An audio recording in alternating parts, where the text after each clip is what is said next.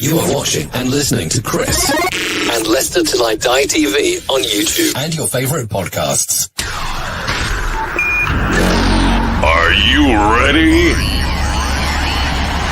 I'm saying, are you ready?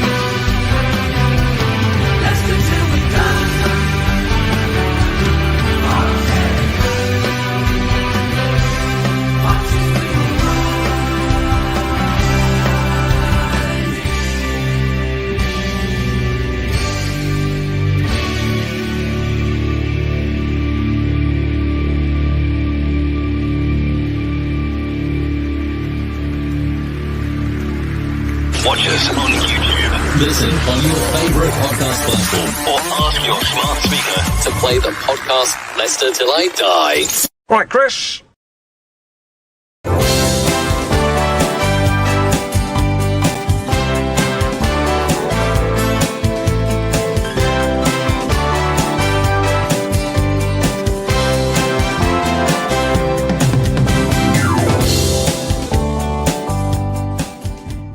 We are about a minute and a half from half time, plus any stoppage time. Very quickly taken to Mavadidi there by Dewsbury Hall. It's chipped into the box.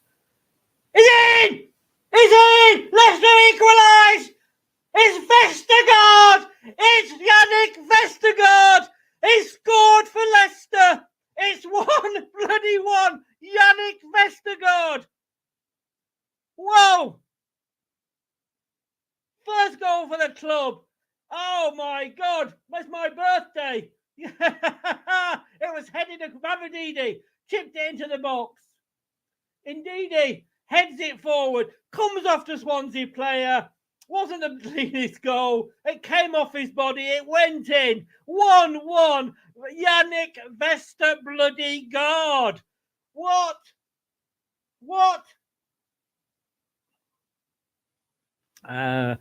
Look, what can I say? My man scored. Yes! Come on, bring it on.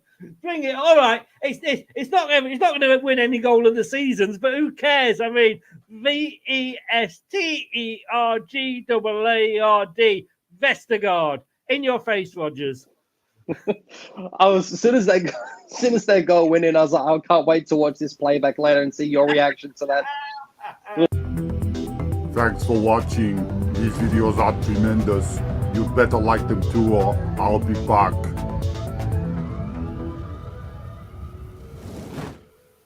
The TalkSport Fan Network is the ultimate on-demand destination for the UK's best fan-led football podcasts, including Leicester Till I Die, independent analysis and reaction for the Foxes faithful. The TalkSport Fan Network. unbeatable club-dedicated content created by the fans, for the fans. Follow the podcast on the TalkSport Fan Network.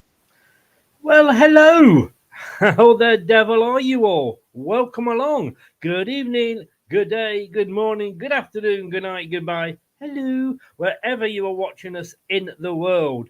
I just thought that was worth another little look at it there. What made me laugh today is I've just done a separate clip, and you can watch it again on LTID TV. And Brad had dared to have a go about how excited I was getting. And I said to him, you're the last person, because when Nacho scores, he goes mad. We have to play the video and all sorts for him. So, but look, it was an amazing goal of the season, I think.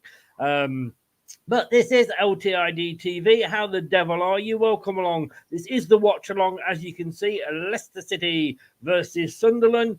Ipswich don't play today, so psychologically, can take an even bigger gap ready for them when they play tomorrow. If you want to follow us on any of the social medias, there we go, all along the bottom. And my hand disappears in the back there. But you can find us on your favourite podcast platform.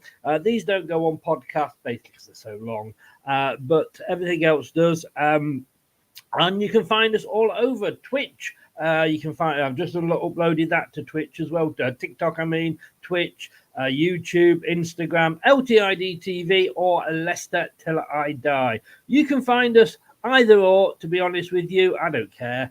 We're just football halls. We appear everywhere. But look, tonight we've got the Watchalong. And I hope you are going to enjoy it. Let's just say hello to a few people before we start. Come in. I've got to say, I did actually say this last time, but welcome along to new member. He joined in the last show, but thank you very much, David Newton. If anybody else wants to become a member, it's $1.99. There's a lot of benefits from joining. You mainly also, the big one is that you get to come on live on the show, but you must be able to access a camera because we do have to have you live, especially if you're taking part in the quiz. The others aren't so problem, but just message me if you ever want to come on live. I'll be more than happy to have you on, but you've got to be a member to do that. Gray is in. Good evening, Gray. He's a member as well. I don't mean that in a horrible way, Gray, but hello. Highfields is in. How are you, Highfields? Where are you today? You've not said where you are. I mean, you could be in Timbuktu today. You're going everywhere, aren't you? Gray, Inacho. Oh, Janet Vestergaard. Indeed. I've had a heart attack, mate. So another one. I can't because I've just booked my holiday today. So I'm taking insurance out. So I better not have another one. Nate is in all the way from America. Was it Joan Armour Trading that sang that? I believe it was. Nate, how the devil are you? LCFC, Forever a Fox. Evening, everybody saying hello to everybody else. Russ is in. Hi, Russ. How are you? Big love back at you. Hope it's a draw or Sunderland win tonight, I'm afraid. Leeds fan. Russ. It's a good job. I like you, mate. And Luke is in. Good afternoon, Luke. How are you doing? Like he says there, please do get those likes up. We got over 100 likes for the last watch along. Can we do it for this one? I'm not sure.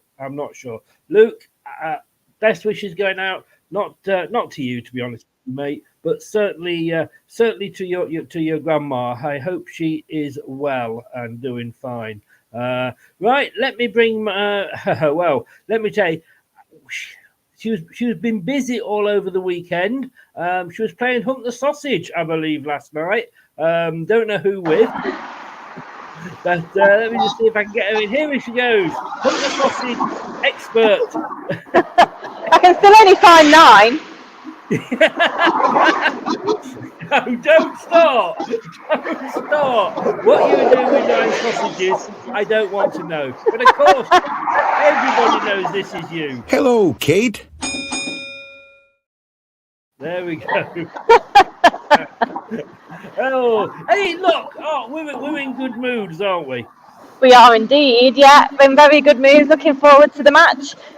Yes. Not had an evening game for a while. There's something about an evening game, isn't there?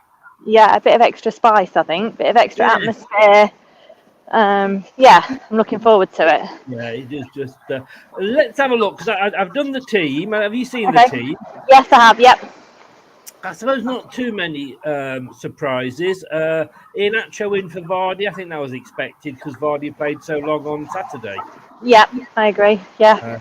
Now, Cassidy, any surprise there? Yeah, it was a little bit. I mean, Wolf's not in the squad, is he, either? So whether he's picked up a knock or something, but yeah, he's not had the sharpest of starts, which I think we've already said, but he's still massively a work in progress. He's a young kid. Got another start again tonight, so hopefully he'll be able to improve again and turn it on for us. He is suffering because everybody else has done so well.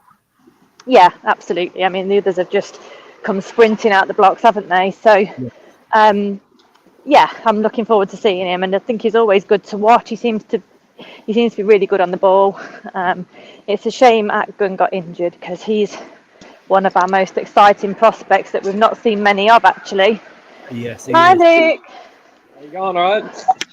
Yes, good. How are you? Luke's come in looking for a sausage, haven't you, Luke? Has anybody seen my sausage? And it's, well, Kate's your woman. Be careful about spreading that rumour. I didn't. I never spread it at all. You're the one. Can I just let me just say, everybody, and the clips will be going up at some point tomorrow. But you are the one that said, "I'm going to go home. I'm going to go after the show and play Hunt the Sausage." It's too silly. It's too silly. Oh dear. Yes, I'm looking forward to seeing him. And then the other surprise, I think, was Marcel on the bench. Yes, but I'm pleased to see him back. I think he Yeah, same. You know, I mean, he scored, then was dropped. But I mean, look, you know, I mean, he said it a few times, hasn't he, Enzo? You know, it is all about the team, and it is all about, you know, waiting your chance. Yeah, absolutely. Was it the last time he played pretty much the day he scored the goal? I feel like it was. Yes, it was. So we know what he's capable of. Yes. I heard rumours that it was because of a contract issue, so I don't know if he's signed a new contract or not. But yeah, I mean, hopefully he'll get a few minutes today. Yeah, I mean, I don't know whether that is Enzo's way, to be honest with you, because you know, if so, what's you know, Vestergaard doing? Yeah. You know. Yeah, absolutely. You don't know, do you? You don't really know what goes on, but no. Either way, he's obviously has faith in him enough to bring him in. Yeah. So we'll see. We'll see what happens. Your thoughts on the team, Luke? I just was wondering if indeed he's injured. He's not even on the bench. I know. I haven't seen anything or heard anything. Okay. Yeah. Well, I expected to see a few changes. Like but I honestly thought, I know that Vestergaard scored a goal, but I was kind of expecting maybe to see Connor Cody get a start. So I was a little surprised about that, but like Vestergaard's earned his place and good on him. And but yeah, what was the other change? I'm just trying to read it here. I'm sorry, guys. Iheanacho for Vardy. Vardy, see, like that I expected. I think I said that last time. Like, usually they interchange with one another. Like, one gets 60 minutes, one comes on as a sub, and then they swap it the next game. Yes, yeah. Boris says there, hope we don't have 11 sausages on the pitch. Don't worry, Boris, because Kate can't find 11. Very true. I mean, we had a Sunderland fan on yesterday. We don't usually do previews for the midweek games, but after the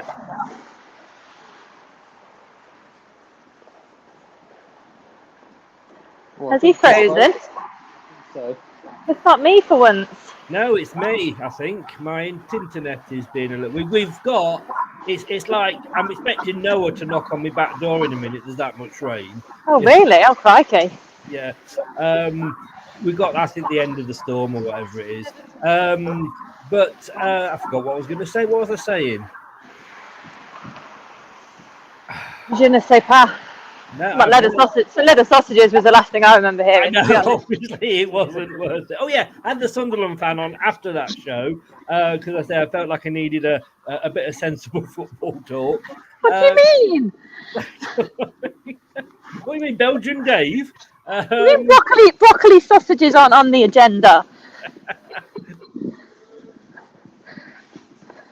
Probably got no idea what we're talking about. I've seen the preview. But no, he was saying that he thinks Sunderland will actually come, like a bit like Swansea, will have a go at us. Yeah, I think they will. I think we're just saying they've got the highest score in the league, haven't they? Yeah. Well, let's have a look, shall we? Let's have a look. And they've got young Bellingham as well, haven't they? Who apparently he's saying is better than his brother at this stage. Oh, don't be saying that. Jesus, that's the last thing we want to hear. I mean, I'm pleased for him, but not for us. I know. I mean, Sunderland at the moment, they are... Well, let's just bring the table up here. They're sixth at the moment, as you can see. They've scored 21, so they're the third highest scorers in the league. But they have conceded 14. Okay.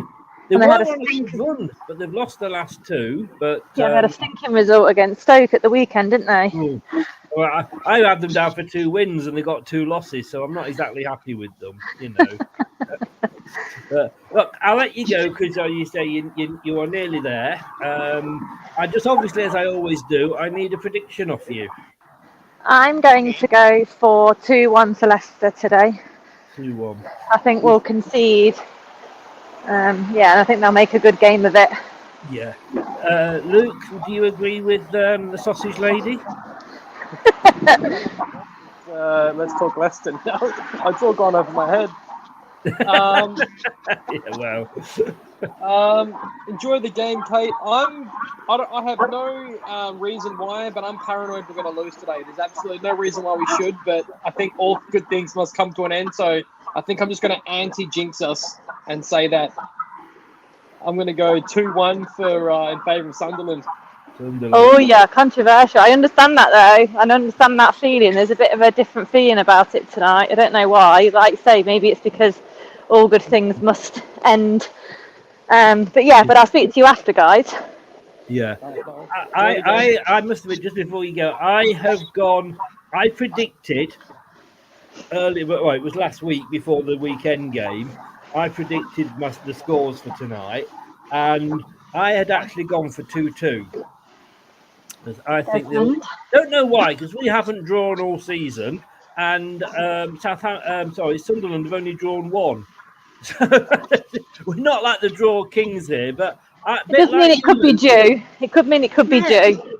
I've just got a feeling, but I enjoy it, and I might have another one later. So we'll speak to you at full time, Kate. As always, thank you so very, very much. No worries. Enjoy the game, guys. I'll speak to you in a bit. Guys, and cheer the lads on. Give Chestergaard a big cheer. And if you see him outside the stadium, run up to him. I've got my banner actually. It said Chris loves you. I've got a big white banner. Oh dear, Kate, you're not coming back on. Right, enjoy, and I'll speak to you in a bit. Stay safe. All right, bye. Thanks. Bye. Bye. Oops. I was just about to take her out of the show. She went out herself, and that meant I caught you, Luke. Let's just say, Mike Sin, good evening, Mike. How are you? Thank you very much for coming. But mate, I don't expect you to be in. If Newport are playing, I don't expect you to be in. Russ has gone 2-1 to Sunderland, so he's actually agreed with you, Luke. So there's 2 of you to share the blame if we lose. Everything says we should win. There's no reason why I've picked that. It's just I don't know. I just have a strange feeling. I'm just hoping I'm wrong. And yep, you froze then, mate. Sorry. Oh, sorry, mate. Can you hear us now? Right? Yeah, I can hear you now. There's no reason, mate, why we should lose. You know, especially the form that we're on. And I just.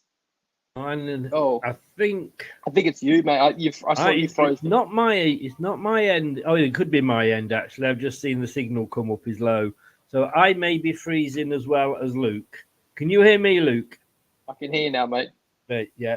I hope we don't lose because I will blame you, and I don't want to blame you because I'm coming to stay with you next year. So... No, there's no reason, mate. It's just a weird feeling. That's all. Yeah, I just think at some point, I thought Swansea was going to get a draw, but in the end, I did go for the Leicester win. I don't know about this game. Like you say, it's just a weird feeling.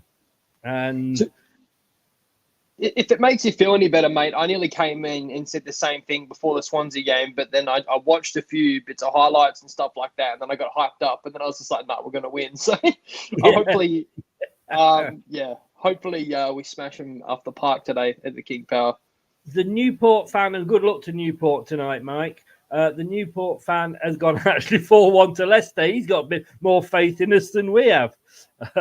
But there we go. Thank you, Mike. Thank you.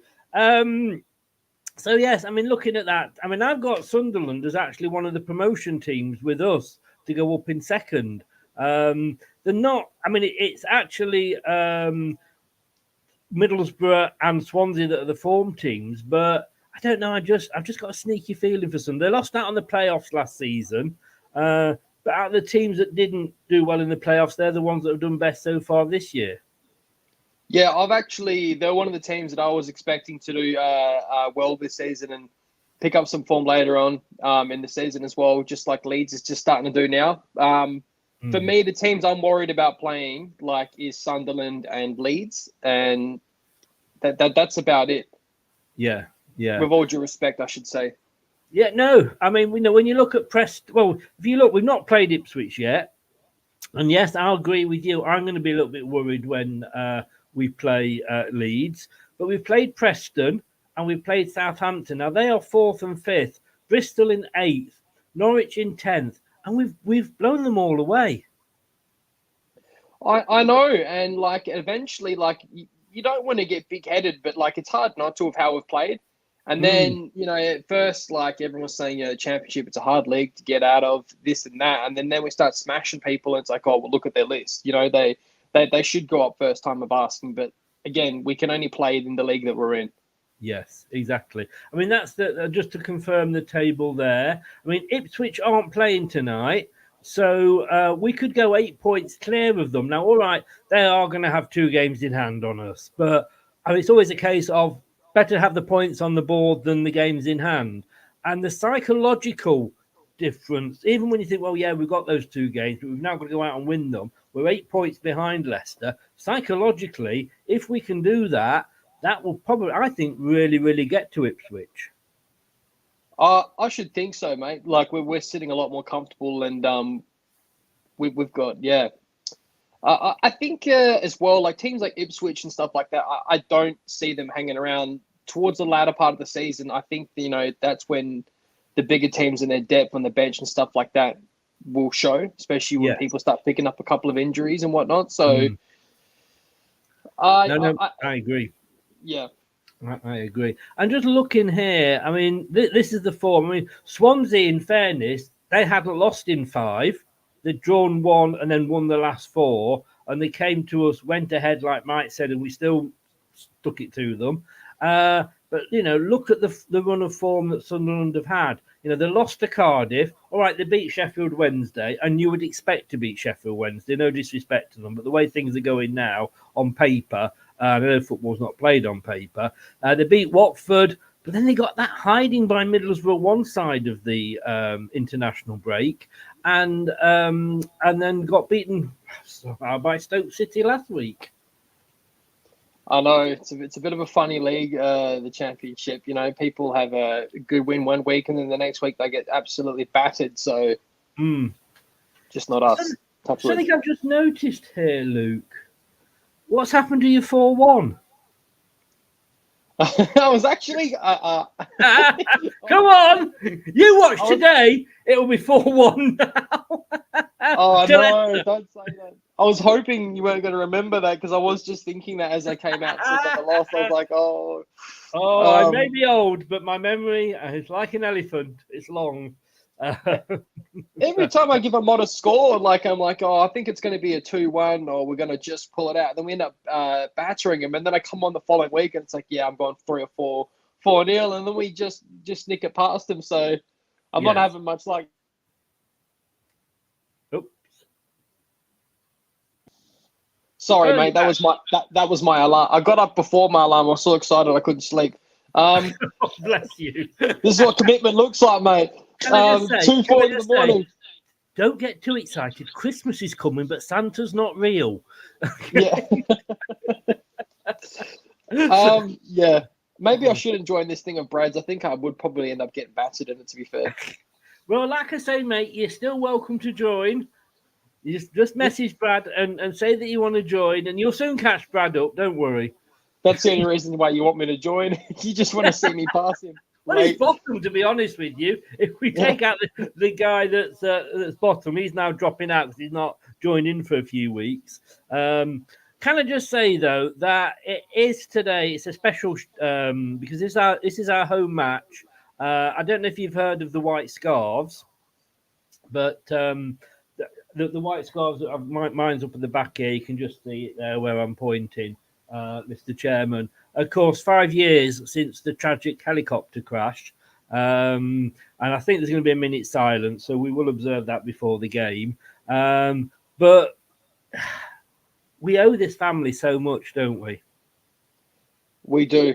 We owe them everything. And also, we should have been more respectful after. I know the relegation was painful and there was so much, and I don't want to touch on it too much, but the absolute people slating Coontop was just disgusting.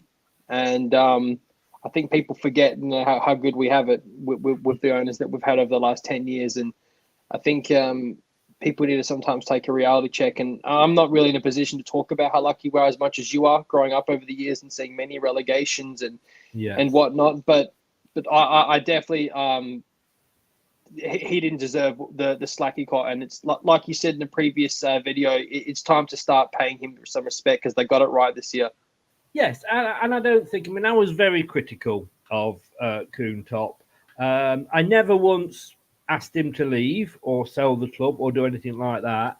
I was just questioning his management of the club, and not just him. In fairness, Susan, forgotten her name now, but Susan as well. Susan Wheeler, Whelan. I wanted to say White for some reason. Susan Whelan, John Rudkin. All of them. They let him down as well because they were the custodians of the club while he was back in Thailand because he wasn't coming over as much. But there was some, and he came out at the end of the season and said, "Look, yeah, I've made mistakes, but we do owe the family so much." But it goes with the territory. It's like if you're a manager of any department or any shop or whatever, the staff aren't always going to love you. Unfortunately, but we owe them a lot. I can't believe what I have seen in our club. I mean, like I said, at the end of last season, if you told me 9 years ago that, look, we'll let you win the Premier League, we'll let you get into Europe, and we'll get you Champions League and get to quarterfinals, the only English team in it, 2 seasons consecutive in the Europa League, you win the FA Cup, but at the end of it, you're going to get relegated. I'd have said yes, please. Yeah, exactly. And we can talk about all that in the brief. We did for a period of time have a great run with Brendan Rodgers. I just think that the biggest thing to take away from this, and people are already starting to worry about Enzo Maresca and another club snapping him up. He is only on a 3-year deal, and we do not want to fall into the same trap whereas with Rodgers, he was doing really well. We gave him probably I think he was on some of the best money in the whole Premier League. And we gave him, I believe it was a massive contract, which at the time made sense. But in hindsight, it doesn't. And it put Top in a weird position where we're going to have to pay him out a lot of money. And I guess that's where the flag came from. Maybe he should have done it sooner. He was. I mean, talking to Rob Tanner, who is, he works for The Athletic. He is the Leicester City writer for The Athletic. He used to work for the Mercury as well. And he wasn't on as much as everybody said he was on. Let's put it that way. He was on he was the highest paid manager ever. And when you think, we had Sven-Goran Eriksson here at one point, so he wasn't on a bad wage. But I think the problem with Top was I think he was just too loyal. But look, he's made up for it this season. And, football fans by nature, we're fickle. If you look at football fan in the dictionary, it says fickle next to it. So it's going well. We love it, but it has been. I mean, you've come into this season. And I say this very much with the Man United fans that everybody has a go at Man United fans. Me, exactly the same. And you forget that most of the Man United fans, the younger ones, don't remember anything pre-Fergie. And we're getting into that position now. 10 years now, they've actually 10, more than that, 15 odd years they've owned us. So there's a lot of fans of Leicester that don't remember the bad times. No. One of my close friends, he's 70-somethings in Leicester right now. He's gone back to watch the game, and he always tells me that the 70s and 80s were his favourite, but he always tells me that the time with Martin O'Neill was pretty much the last time that we were good. And so that was, I believe, the 90s through to the early 2000s. So yes, it's been a while. And then, as you said, we got relegated, I think, down to League One as well after him. We did. So, funnily enough, a bit like last season where we'd had a couple of bad ones, and it was obvious we were going to go. It was the same then, and it was the best thing that happened to us because we did a reset, and we came back, bigger and stronger.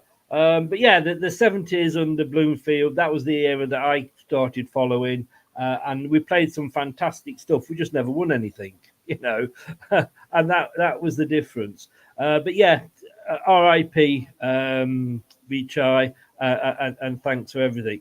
Just going to say to everybody, get your scores in now. It's a chance to get your score predictions in. I will be stopping taking them once we get the game kicks off. I did let it go a little bit longer the other day, but I just want to say well done to Kate, and I forgot to say when she was in because she got the score right against Swansea. She did. Scott got the score right. Boris, well done, Boris. You got the score right. Paul got the score right. Ben got the score right. You and me didn't. I don't know what that says about us. I was close, mate. There's so many chances that game against Swansea. You were close with your 4-0. Yeah. Yeah. But no, well done to them. See if you can get it right this time. I don't. If we lose, I'm not having. Yeah, I don't want to get it right. Yeah. No, we don't today. But what great times it is to be a Leicester fan at the moment. It's just. I know we've dropped down a division, but it's just great to be winning again, isn't it?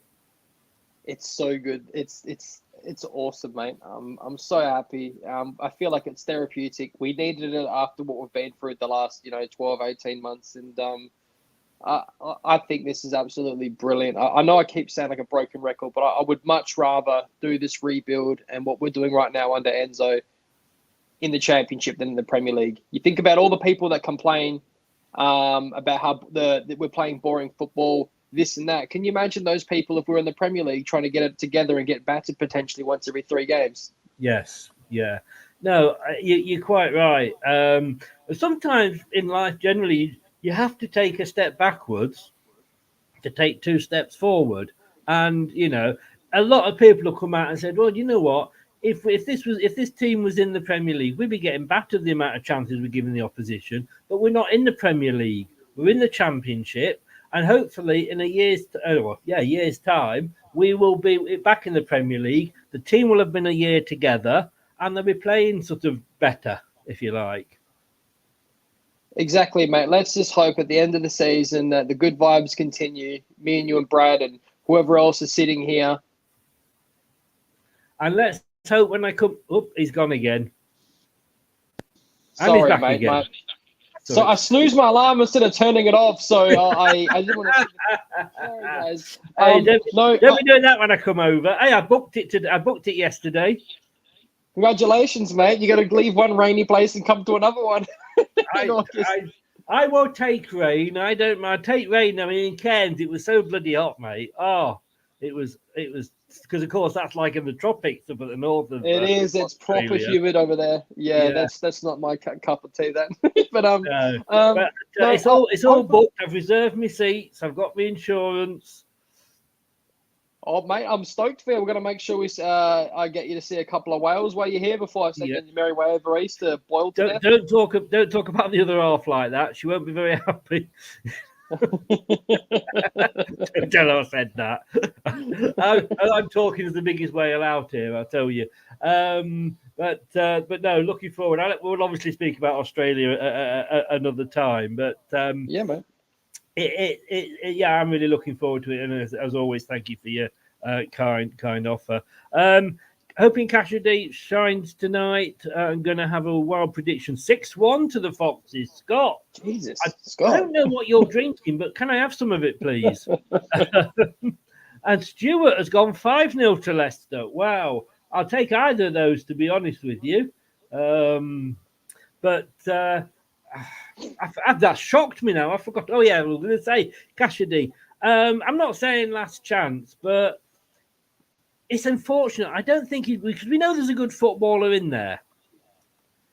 There's, because of, how he performed at the, under 21, I think, Euros or World Cup. But I think he's just struggled because everybody else that's coming has done so well.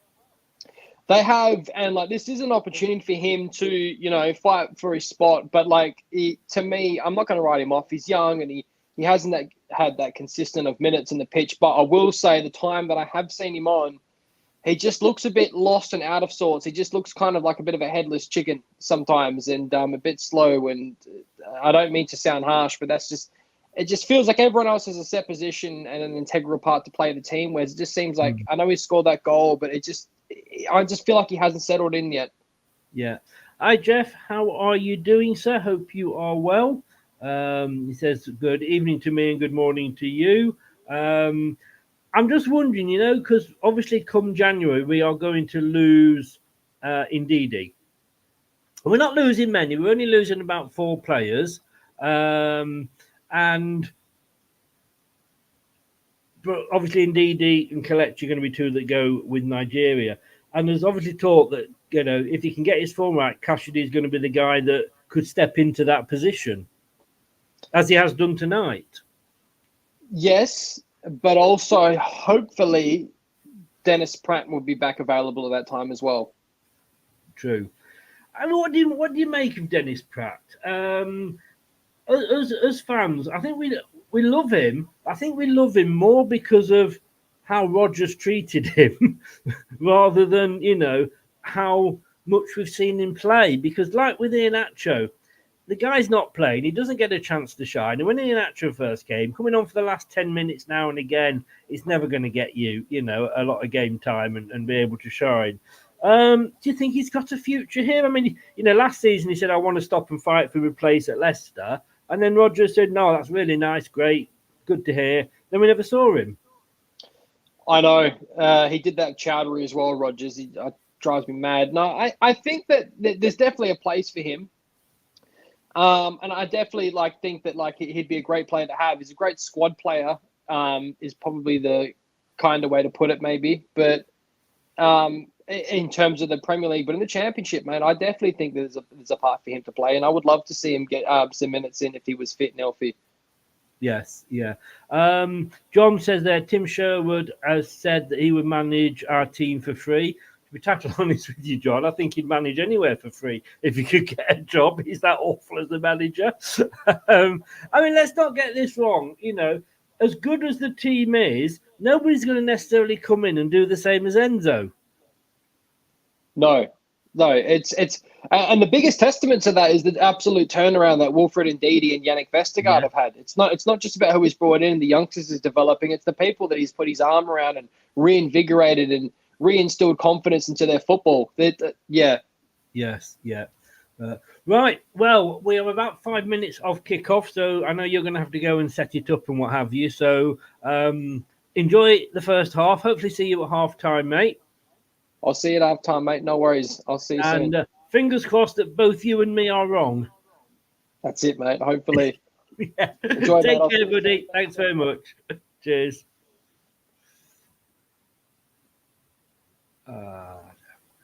Right. Okay. So we are going very, very close. Yeah, I've just seen it, Gray. It's just gone off the screen, but we will be back with that. I'm sure. I'm sure there'll be a minute's silence beforehand as well. But the teams will be coming out in a minute, so let's get buckled in.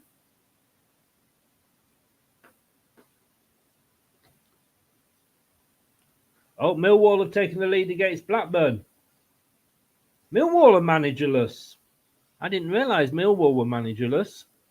But anyway, here we go. It's the Watchalong. It's Leicester City hosting Sunderland, first against sixth. Are we going to make it 8 in a row? Surely we've got to, even though I've gone for the draw.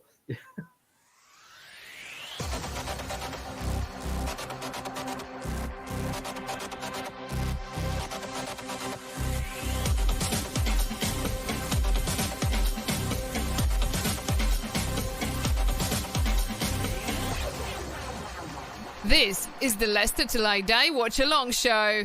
Join in the chat and don't forget to subscribe. And remember, we only have we have a few rules, but the main one is do not, and Cardiff are 1-0 up against Huddersfield, do not under any circumstances, give any spoilers. Mark is in, Scott is in, both modding. If anybody thinks they're being clever by saying, oh, it's a goal, before I say it, it's a straight kick. We don't care who you are. It's a straight kick. I can't see, because I'm watching the game, so I can't see when people are saying things. So basically, if you say it, I go on their decision, and my mods get my full backing. So you've still got time to get your predictions in at the moment. But yeah, please do remember that, as it says going along the bottom. So let's have a look and see. So there's 6 games tonight, and at the moment it's Huddersfield 0, Cardiff 1, Millwall 1, Blackburn 0, Norwich 0, Middlesbrough 0, and Swansea 0, Watford 0. Kicking off at 8 o'clock, you got ourselves versus Sunderland and West Brom versus QPR. And if you come on and say, where can I get the stream? I'm not the fucking Radio Times. My mods aren't here to answer where you can get a stream. Like everybody else, we look for it. We pay for it if we need to. We're not going to take, why, you can do that just as easily as we can. So if you want to watch a stream, then I suggest you get on the old internet and have a look. So the players are about to come out. Get me rant over. This is the Leicester Till I Die Watch Along show. Join in the chat and don't forget to subscribe. Yeah, please do subscribe and smash those likes. The players are coming out, so here we go.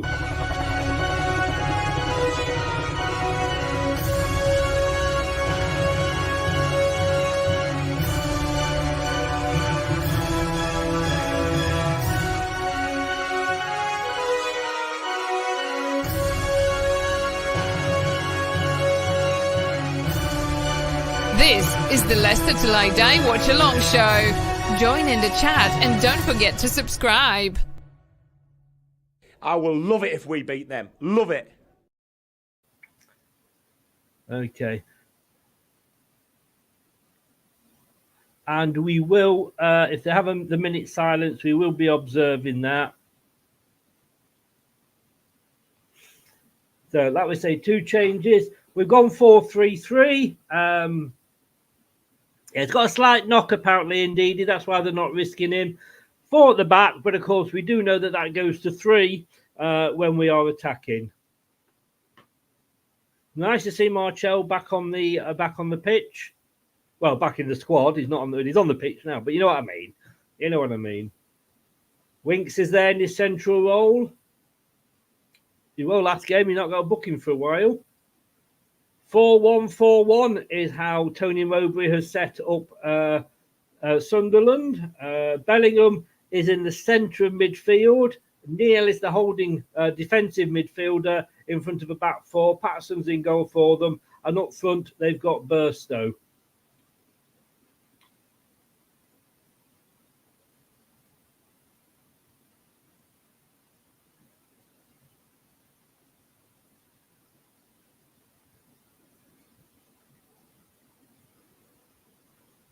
Yeah, just saying with the top scorers in the championship, which of course we are.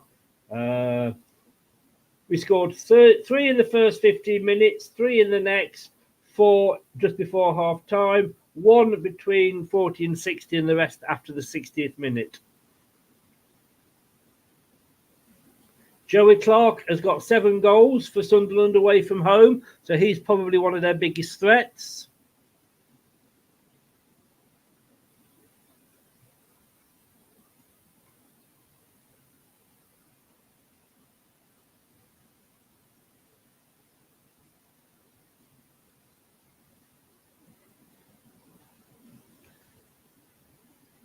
Ricardo is captain.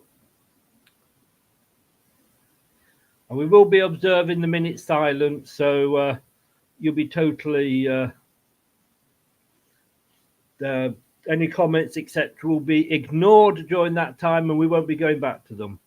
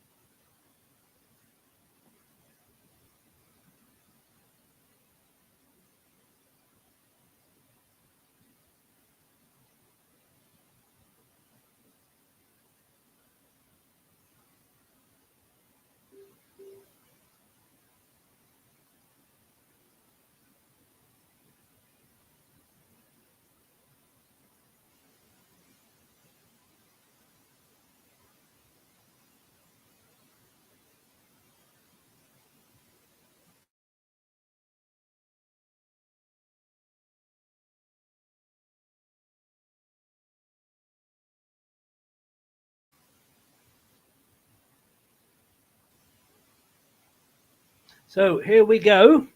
It was a minute's applause, but obviously I'm not going to applaud here. It'd be a bit too loud, so quiet. We'll do the silence. And thank you very much for observing that. Respect to you all. So it's Sunderland who have kicked off. They're in their normal strip of red and white striped top, black shorts and red socks. Leicester in their blue, all blue shirt, shorts and socks. We're kicking as we like to in the first half from left to right. It's a free kick straight away here for Sunderland, just outside the penalty box on the near side, which is Sunderland's left. It's the one-man wall for Leicester.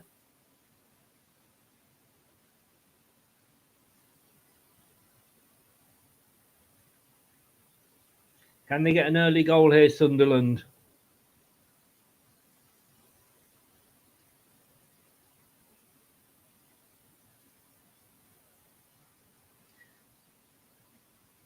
It goes.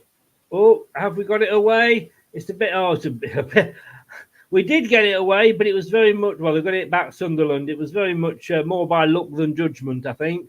So Sunderland have it in the centre of the park, just in front of the centre circle at the moment.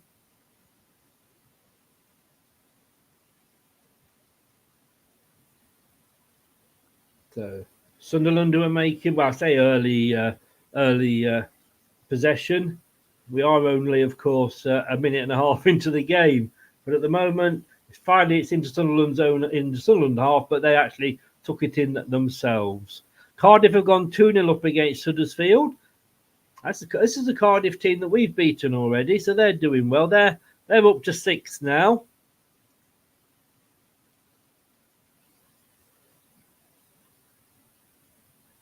Yeah, so if we can win today and go 8 points ahead, that will really, I think, put pressure on Ipswich. Oh, again, Leicester now a bit of a tentative. I say we're only 2 minutes in, but it's a bit of a tentative start. Tony Mowbray there, the experienced manager, let's say. Oh, so Leicester coming forward with it. Fatawu in the centre at the moment. Winks has got the ball. Back to Vestergaard on the halfway line. And then it ends up going back to Hermansson from Faze.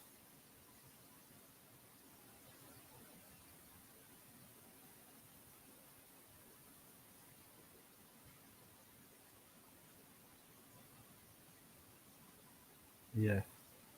So just looking here, and just notice then James Justin is very much, he's on the right tonight. And I think that's a tactical change by Enzo. Ricardo is on the left. We've seen him play there before. Not my favourite choice. I think he did that against Southampton, another team that was in red and white. So we didn't do too bad, but I don't like him on the left. Justin, of course, can play both. But Justin, I think, and that is tactical. That is tactical from Enzo to try and negate the attack down the flanks from Sunderland. But obviously, Ricardo, even from the left, still steps into midfield, which he was obviously doing on the right. So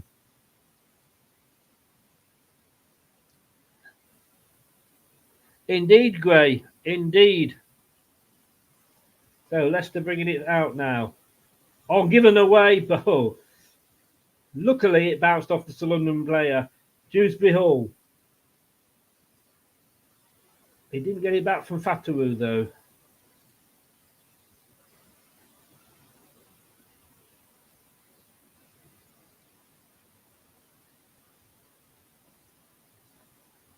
So Faye's on the ball. Faz, we're going to call him Faz. Apparently that's what he wants to be called.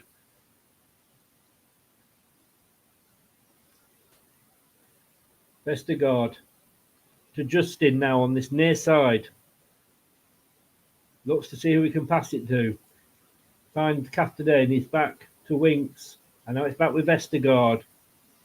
Just taking our time. It's not unlike Leicester, this. Very much the Leicester way this season.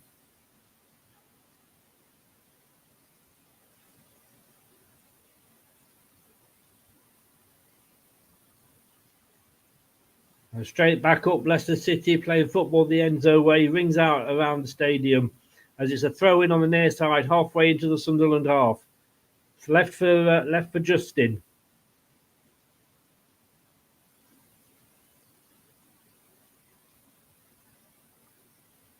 Oh, Inacho got the ball then, passed it across the box, and it ended up with the Sunderland player. And they now bring it out, and they're attacking down the far side.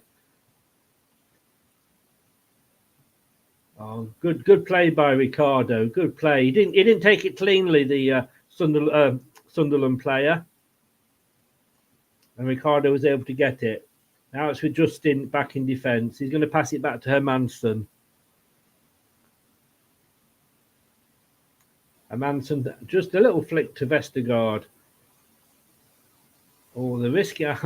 I still get worried. Not as worried as when Rodgers used to do it, but I still do get worried.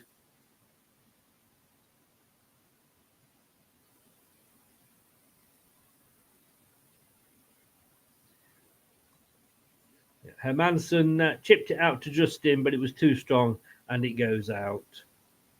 The match between West Brom and QPR has been delayed 10 minutes. 80.6% save ratio for Hermansson. That is not a bad save ratio, young man.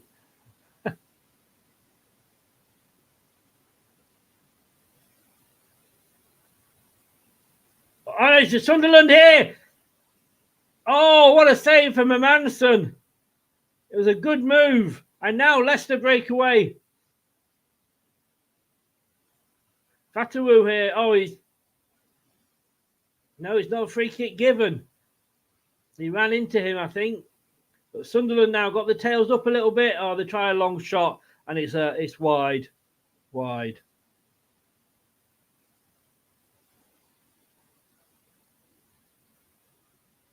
I'm at 7:08, Nate. It was a good save that by Hermansson, because Sunderland really were through.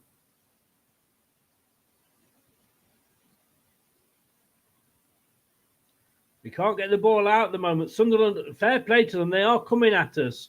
But now Leicester got the ball. Bellingham is really playing his part here. Oh, lovely ball out. This is Dewsbury Hall coming forward now, running with it.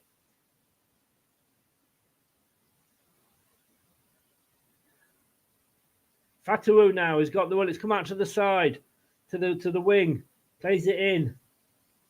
Winks chips it in, but it's straight to a Sunderland defender. That's a good break, and maybe Dewsbury Hall should have moved it on before. At the moment, there was only 3% action in the Sunderland half, 44, or in the Sunderland third, I should say. 44% of the action is in the Leicester last third.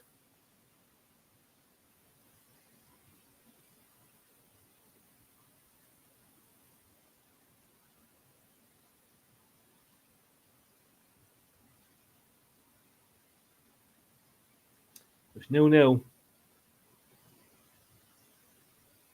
Hermanson with a long kick upfield, aimed at Fatua. Does that come out for a Leicester throw? Yes, it has. Halfway into the Sunderland half. Oh, what's gone on here? Offside. I think it could be offside from a throw-in, but hey, there we go. Oh no, it's a throw-in. It's a throw-in. Fair play. It was the angle of the flag. So Sunderland now have it in the left-hand side of their defence, and they play it straight out for a throw-in just inside the Sunderland half.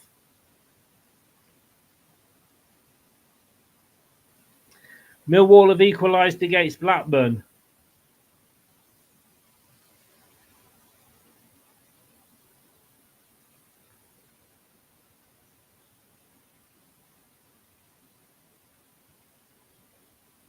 There's another throw-in for Leicester. I've got to say at the moment, Sunderland are looking the brighter team.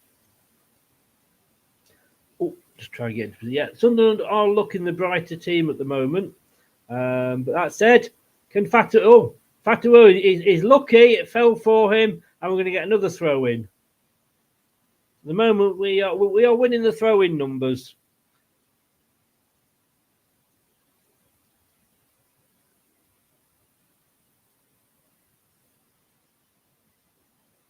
Iheanacho. Justin, and it's... Oh, no, he doesn't get the throw-in this time. Now, this time it goes to Sunderland. You know, this is it with Leicester. We've got to be patient. We've got to build up. You know, it's no different to the other games we've had all season. Sunderland, fair play to them. They've actually come and are giving it a go.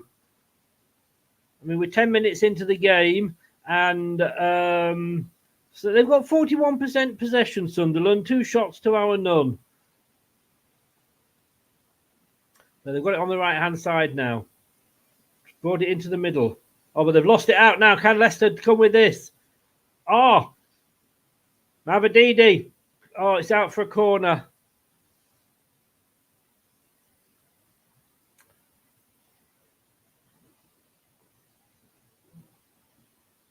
So Leicester with the corner, quickly taken short.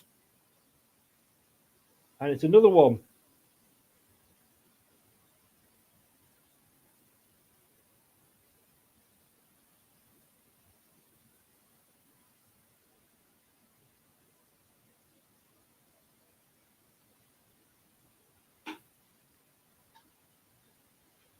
So Vestergaard waits. Dewsbury Hall, it's going to be a long corner this time. Chips it in. Justin is a goal! Leicester City 1. James Justin. Well, we soaked up all the early pressure. It's come from a corner. What a start. We were under the cosh. I'm not going to lie. We were under the cosh.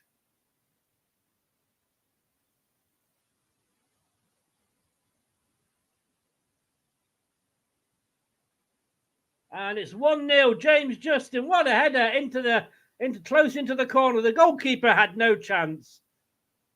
Nobody picked Justin up. He lost his marker, ran, got his head on it. Yeah, he left the number 8. Number 8 was watching other players. Nobody got their eye on Justin. He came round, got up highest, headed it in, and the goalkeeper just stood on the line, couldn't do anything about it. 1-0 it is, and it's James Justin. First league goal since February 2021.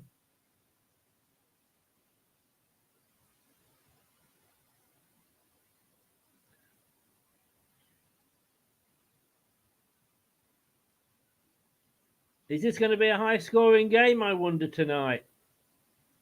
12 minutes gone. Well done. And here we go. I've got to start remembering to do these things, haven't I? Hey! Go!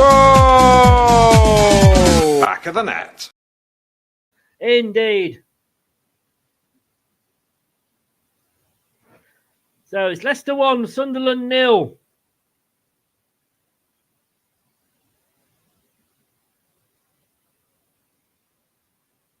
Eight points clear of Ipswich as things stand.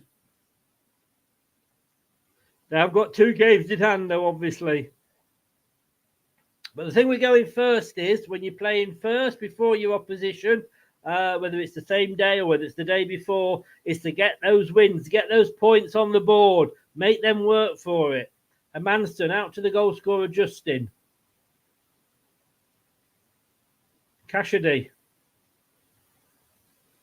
Twists and turns. Fatawu. Oh, bit of a wild ball there, but Faye should be able to run back and get it. Stop it going out for the throw-in.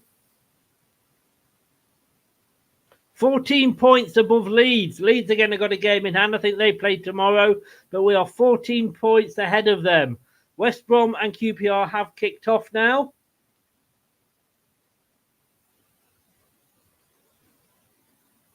Can't take it now, Paul. You've got to get the predictions in before kick-off now.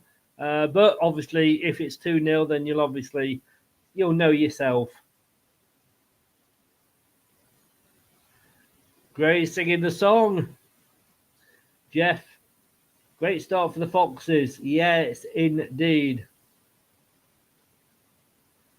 Who was it? I need names, Jeff. I need names.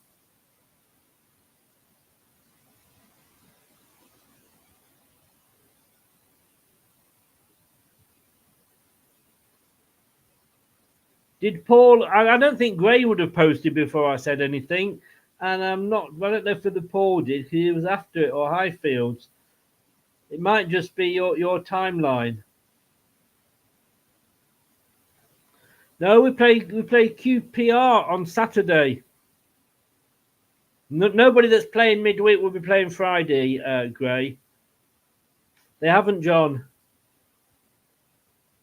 So it's a quick corner for Sunderland. They chip it in, but it goes all the way through, and it's a goal kick for Leicester.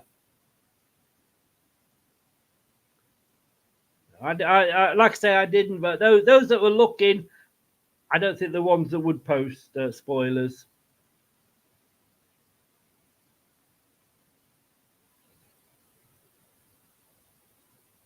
So, just gets better and better and better this season, doesn't it? Just showing the goal again. What a great header.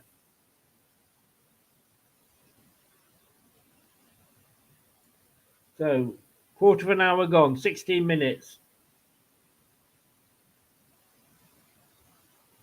I haven't watched the documentary about Sunderland, no. To be honest with you, those things, they're like a season behind. I tried to watch the F1, but it's like, it's last season and you kind of know what's gone on, so they don't appeal to me. Obviously, if it was Leicester, I'd watch it, but I'm not bothered for watching any of the Newcastle or any of those, to be honest with you. Fair play, Paul. Fair play if you did. I'm just looking at the predictions that were in today. But I'll let you tell me if it is 2-0 and you get it right. I'll let you tell me. So it's Sunderland now on the near side. Bring it in field. But they lose out again. Oh. Mavididi on the far side. He shoots. Oh. Good save from the Sunderland keeper there.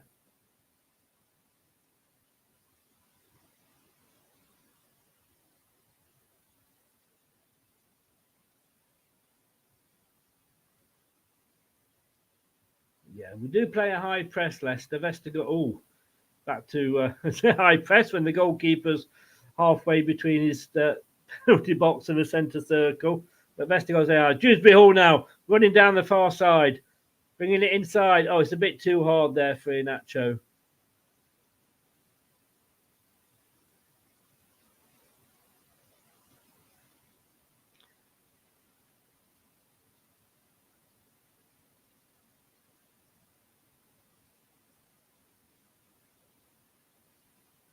I've got mods. Oh, I don't know if the mods are still in, but I think Mike is in and he's keeping an eye on it. But he's watching his own game as well, which is fair play. And Scott, and they know the rules. Oh, it hit the post, Mavadidi. It was kind of off the goalkeeper onto the post. Got to say, Sunderland are putting up a bit of a fight. They're not taking this lying down. They may have gone 1-0 down, which I've got to say was a bit against the run of play.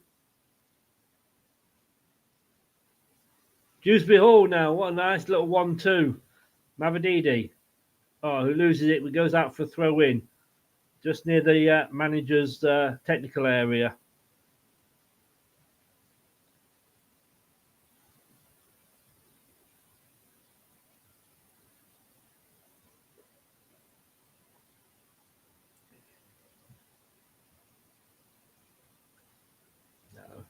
A wild swing at it there. Not sure who it was by. Anyway, Sunderland have it on the far side, just inside Leicester's half. Can he get past Ricardo? He plays it back to another Sunderland player. Back in their own half now. We do really play a high line.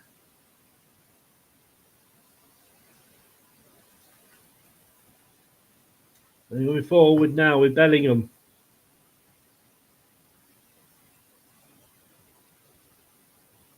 Easily a ball in there from Sunderland, but it's easily saved by Hermansen.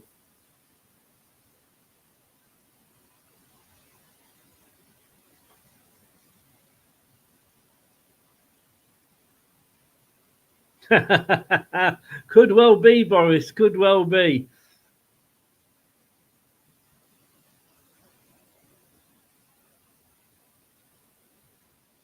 Oh, that's a free. Oh, a free kick to Leicester.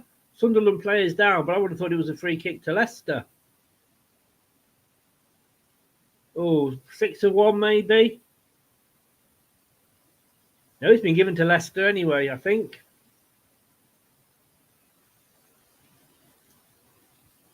Oh, Hermansen.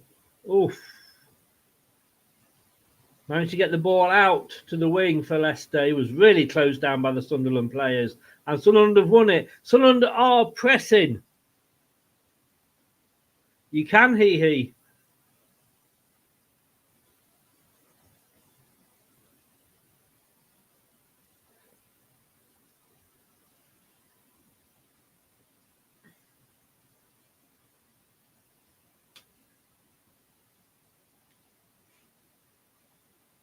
So scores still very much as they were earlier. No, he. So it's with Sunderland, just inside their own half. On from one side now to the near side. From the left side to the right side. From the east side to the west. Justin, sorry, singing away there. Justin there, just letting it out for a goal kick. Shadowing it out. What a good time to be a Leicester fan, eh? Wow, what a good time. Bring it on home.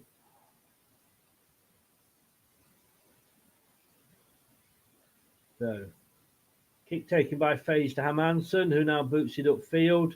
Oh, I don't think he's going to get that now. It's a lovely turn, in fairness. Absolutely lovely turn by Mavadidi.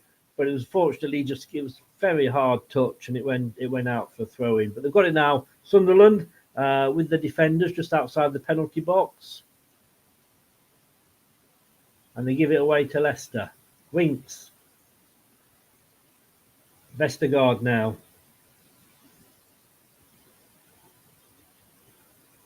Dewsbury Hall. Mavadidi. It's going to be a throw into Leicester. Halfway into the Sunderland half.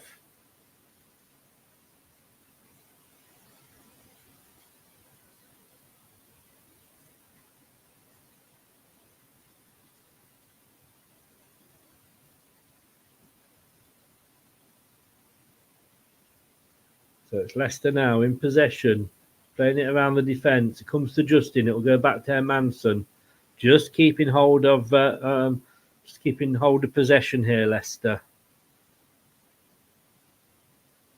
It's headed back by the Sunderland defender, back to the goalkeeper.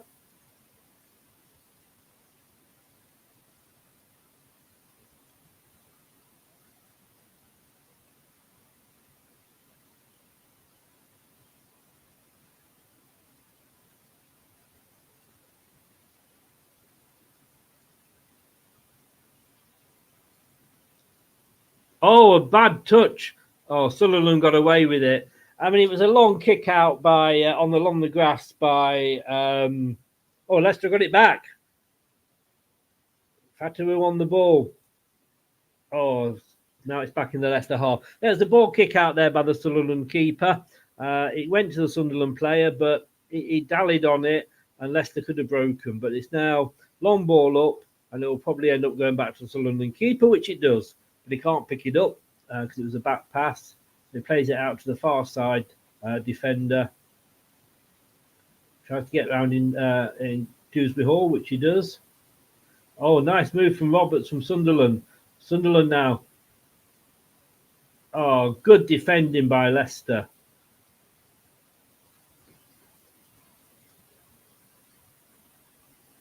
Oh, Leicester have lost it now, but we've won it back again. Vestergaard.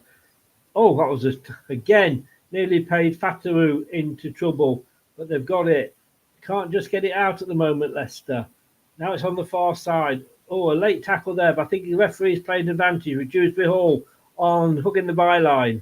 Still got it. He's asking for help. Doesn't need it at the moment, though. Now he plays it, tries to play it through, but he can't get it through, and it ends up back with Sunderland. So it's 52% to 48% possession for Leicester, what I would call a Brexit possession. 2 shots each. But of course, the big one is the fact that it's 1-0 to Leicester City. Hurry up and guess, because I'm going to mention it again in a minute. LCFC's in. Good evening, sir. How the devil are you? Please smash the likes button. Cassidy now running forward. Oh, he ran into another player. He ran into a defender there. He had players. I think he was trying to do too much himself. And you can't blame these players for doing that. You really can't. You know, you look at them and you think like, oh, you shouldn't do that. And then they sort of do it and it comes off and they get a, Winks there. Not going to get a booking, but it's a free kick just outside the penalty area. Very dangerous position now for Leicester, this. Just have a look how close it was. Just outside the semicircle. What is that semicircle for? I really don't get it. But it's an excellent chance here for Sunderland. Yeah, I think he should. Oscar, good evening. Yeah, I do remember you actually, Oscar. And Russ is Finn from Savannah, Georgia. Hello there. Office TV, that's a job, is it, Russ? Watching football at work. So, Sunderland here. Got the opportunity to get a goal. It's a really good position, just outside that semicircle. So Clark, I think the Sunderland fans want Clark.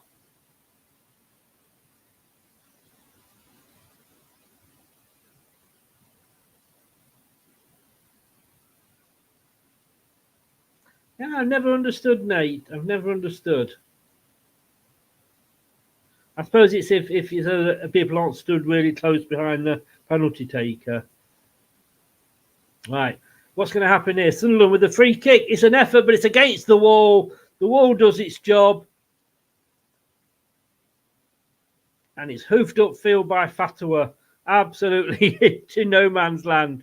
Ends up with the Sunderland goalkeeper. Yeah, do the players stand around that semicircle, I guess? So that, yeah, I kind of get it.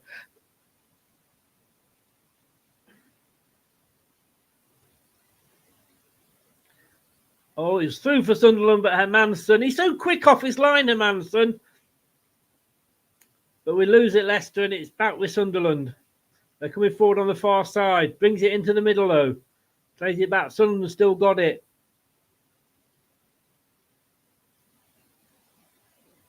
Oh, good defending by Leicester. Back to Hermanson. It was played back to Hermanson. Played back to Hermanson, and he actually left it there when it stopped. But he went back to sort of, instead of just kicking it straight out, he walked back as if to give it a really good kick, and he was closed down by a Sunderland player. Okay, Nate. Thank you.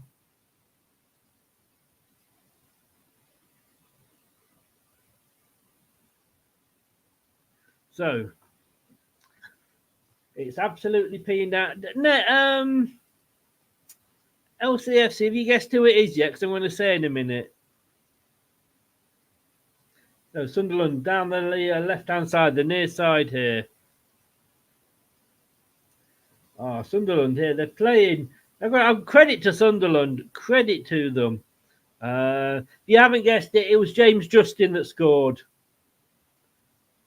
So Iheanacho here, hounding the defensive players, but there's a couple of them back there. He didn't really stand much of a chance. Okay, Jeff, thank you. Thank you, everybody. Oh, Sunderland breaking through, but Hermanson lets it run into his area and picks it up. Tell you what, I mean, again, I think this is something Jordan Blackwell of the Mercury said. We didn't need a goalkeeper, but my God, he said, I was wrong. What a good signing.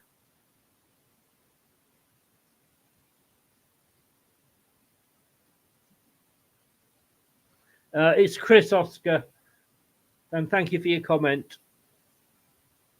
Appreciate that. Centre circle with Sunderland. Played over to the far side. Lovely ball. Well taken by the Sunderland player, but he's offside. 30 minutes gone. Half an hour into the game. Cardiff now. It's Huddersfield 0, Cardiff 3. They've got another. Looks like that's going to be Cardiff's game. Millwall 1, Blackburn 1. Millwall, who of course are managerless at the moment. Norwich 0, Middlesbrough 0. Swansea 0, Watford 0. Leicester 1, Sunderland 0. And West Brom 0, QPR 0.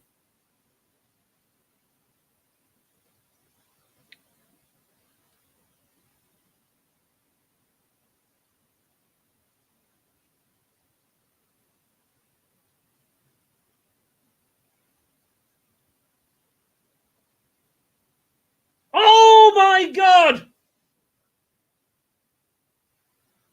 Sunderland nearly getting one back. Good save going down to his left from Hermanson.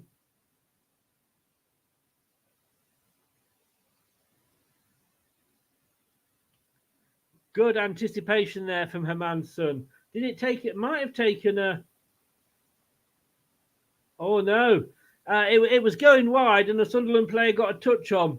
And they took a quick corner. And Sunderland, but it's up over. High, wide, and not very beautiful. Well, not wide, but high and over from Bellingham.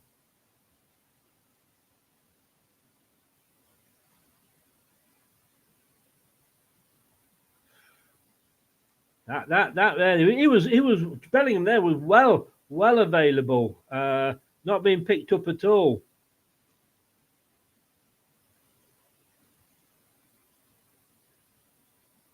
He's got Job on the back of his shirt. He doesn't want to be known as Jude's brother.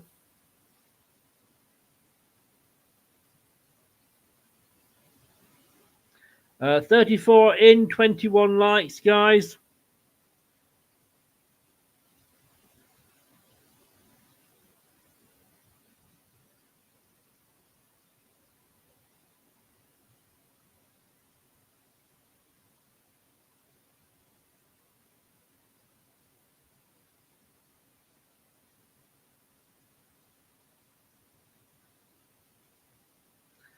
You're quite new to this, aren't you, Oscar?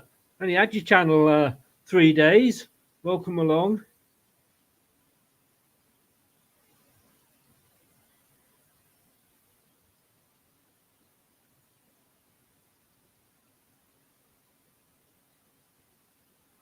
They are going to have an applause on the 66th minute, I believe, or 60th or 66th minute for Vichai.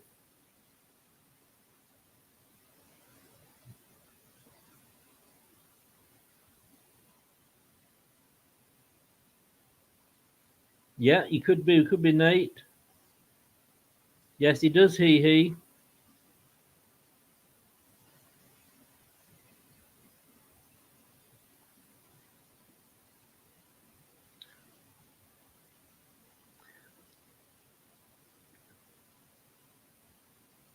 Oh, what a lovely move from Leicester. Inacho just trying to get into a good position and he couldn't.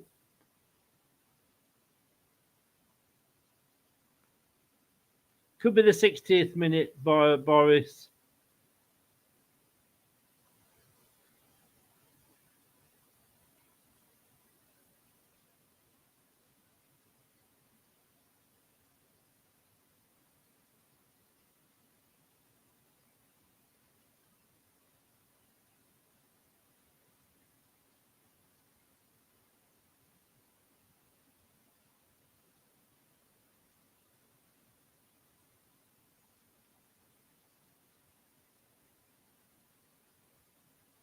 Throw into Sunderland on the near side.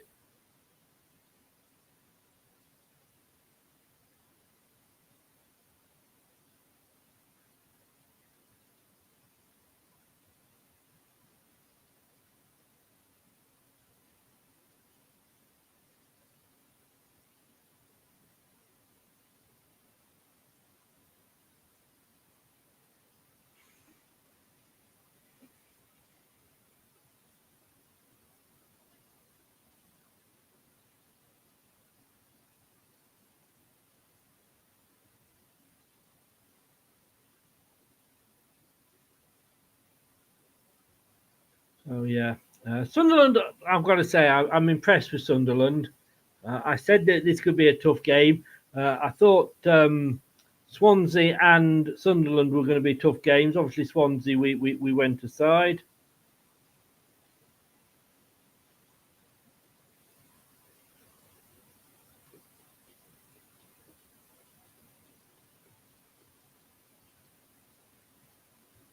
So it's Sunderland with the ball now. Long through ball, but it's too hard and it goes all the way through to Hermansen in the Leicester goal. I'm not sure whether it's 60 or 66, to be honest with you, Boris. It's one of the two.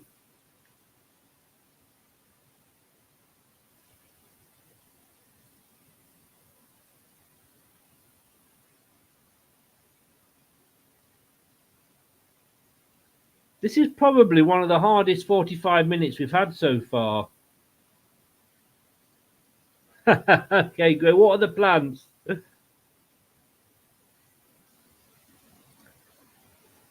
So, Cassidy on the ball. He's got two players on him. Gets it back to Justin, though. Keeps hold of it.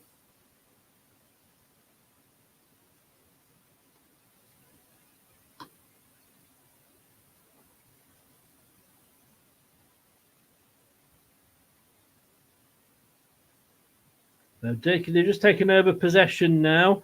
Have Sunderland. But they've had 6 shots to our 2. They are making us work for this. And fair play to them. Sunderland now on the near side. Nice bit of passing play for them. They are looking dangerous, Sunderland. They're giving us a couple of scares. Now they're attacking the ball. Can they get the ball across? No. They're marshaled by too many players. Fatawu with the ball. Justin. Cassidy. Fatawu. Plays it all the way across to the far side of the pitch to Faz. Faz. I've got to get used to saying Faz. I just think everybody's really done so much better.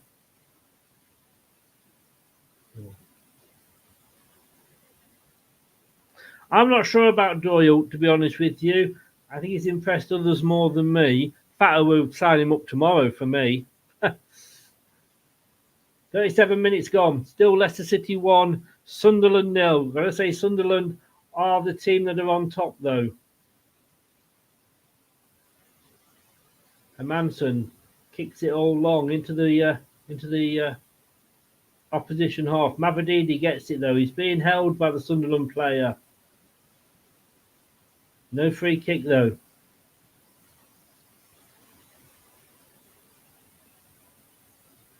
Yeah, it's a free kick to Leicester, quite rightly as well. And his number's coming off. Ikawa.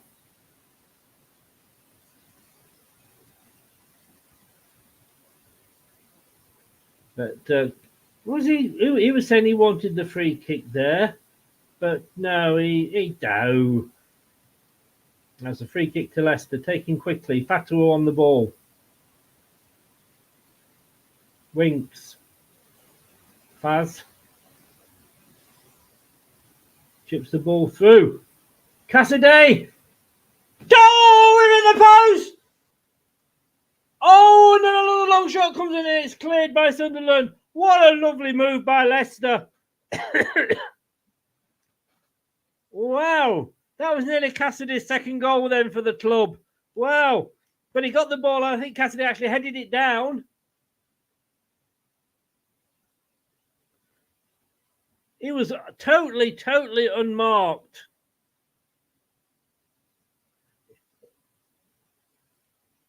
Offside. Ian Atcho there. I mean, well, he hit the post. He hit it beautifully, Ian Atcho. Oh, Boris, give it a break.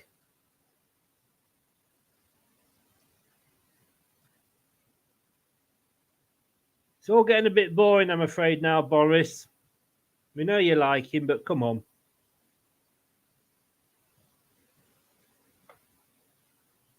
He's got a yellow card in Atcho. I think he was arguing with the referee.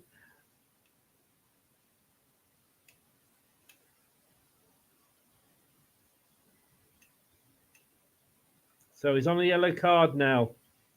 Had to be pushed away by Dewsbury Hall. Otherwise, it might have been turned into a red. But Leicester got the ball now on the halfway line with Vestergaard. Up to Cassidy. Out to Fatawu. Chips it in, but it's comes off the Sunderland player. But it will get over to Mavadidi, who plays it back to Faz. Faz. Oh, we lose it out though. And now Sunderland are breaking. The player here from Sunderland completely open on this near side, but the ball just didn't get to him. But Leicester haven't got it clear yet. Oh, we get a free kick. I was a bit fortunate there.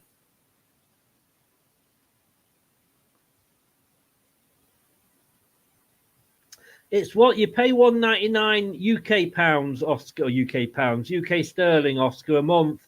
You get there's occasional quizzes. You support the channel, basically. It keeps the channel going because of the expense of running these channels. I'm retired, out of work and retired. You get a chance to come on to a show if you want to live. Not a watch along, but you can get on to come on, or you can come on at half times and full times as members. But it is £1.99 a month. You get discount on merchandise as well. There's a few other things. If you click the link, there's a link in the chat below. If you click on that, it will tell you exactly what you get. In fact, I do need to do a new quiz for members. You've just reminded me.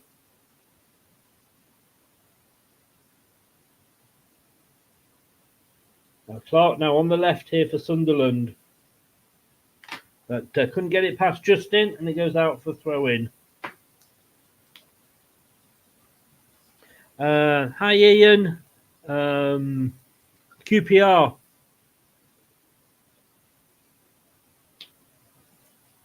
Fatawu gets still by tackled by Bellingham, but Leicester come through. Still got it now. Ian Atcho looks for support.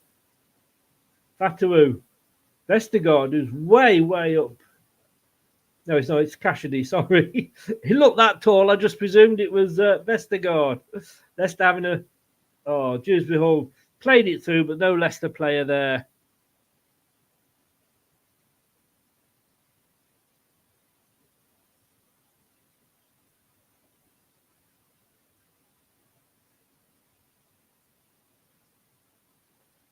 Are Leicester going to get a second before the break? At the moment now, Leicester are the team that are making all the running. Yeah, I think it's just unfortunate that everybody else has done so well. I mean, we wouldn't expect, I mean, Stoke was saying they've all got new players and they haven't settled yet. And we've got, Emerson straight to Clark now. Sunderland are through. Oh, what great defending by Ricardo. Oh.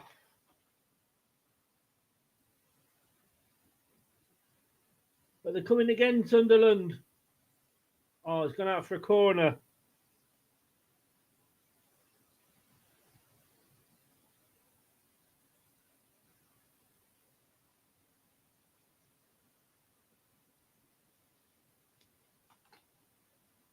But yeah, I think you're right. I think we're just going to give Cassidy time.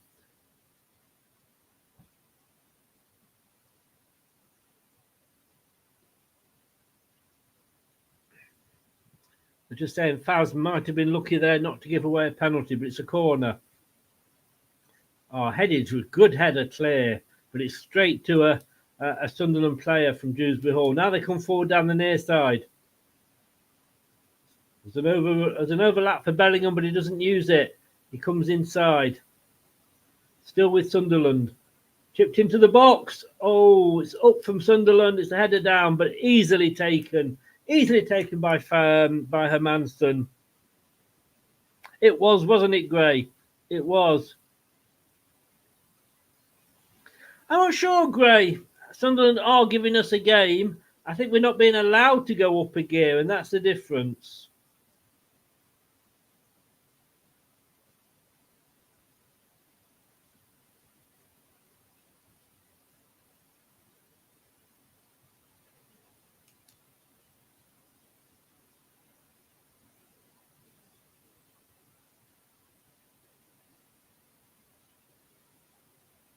Just 1 minute of injury time.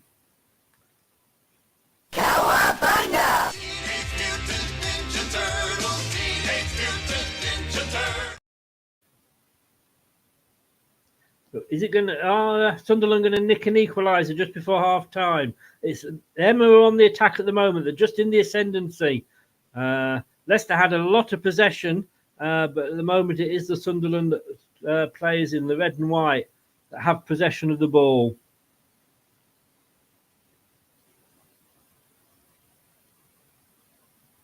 Bellingham with the ball. Still with Sunderland, halfway into the Leicester half on the near side.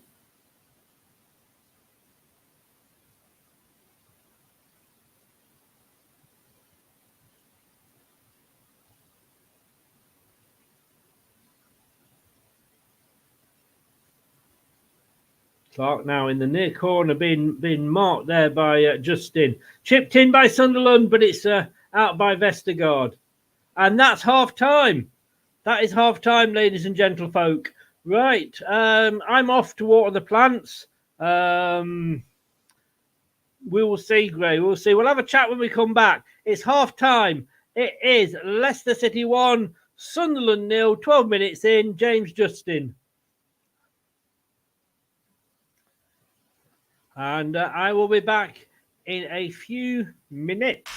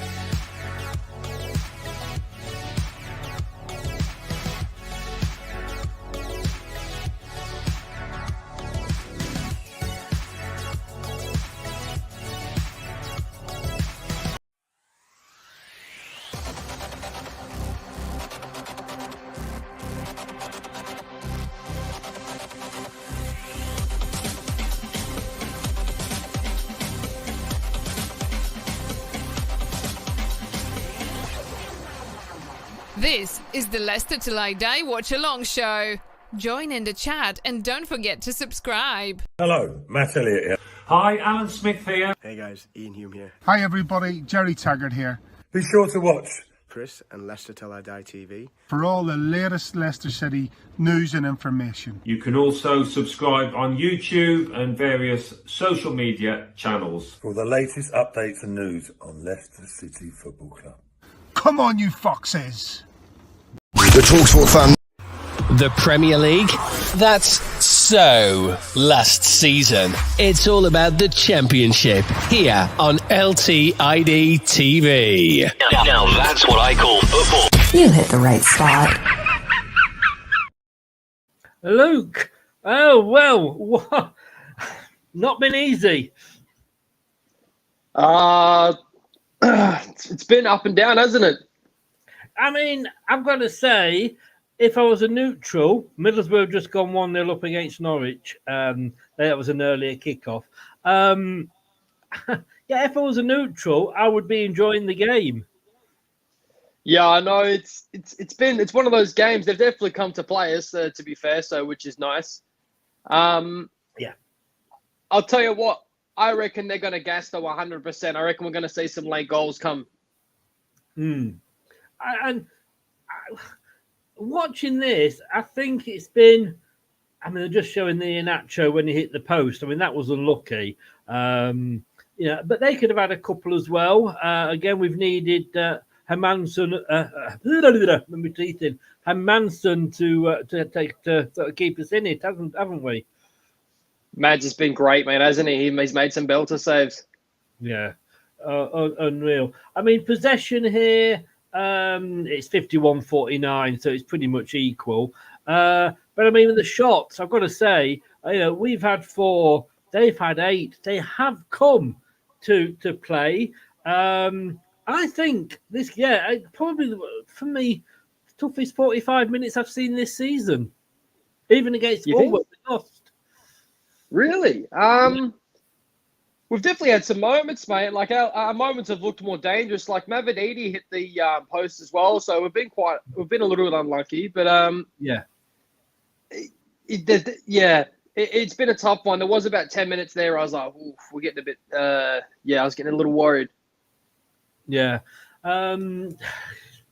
Justin, wow, and we scored from a corner. Hey. We scored from a corner. It was brilliant. And, yeah, I'm happy for JJ. That was awesome, mate. And he actually had a really good half also other than that goal. Yeah. He was getting proper stuck in down that right-hand side. You notice that they swap sides as well, Ricardo and JJ. Yeah, they've done it before. They did it against Southampton. And I think he's done it tactical reasons because of Bellingham is more on that side. But even Rudkin is smiling, says Gray. But yeah, I mean, I was a bit worried when I saw that because I having watched that Southampton game, but I have to say, in fairness, in that particular game, it was his first game back, Justin, and you got to say got to give him a bit of leeway on that. But I was a little bit worried because I don't like Ricardo as much on the left. That said, Ricardo's had a damn good game as well. But let's face it, most of the time, he's in the midfield anyway. Yeah, he is, mate.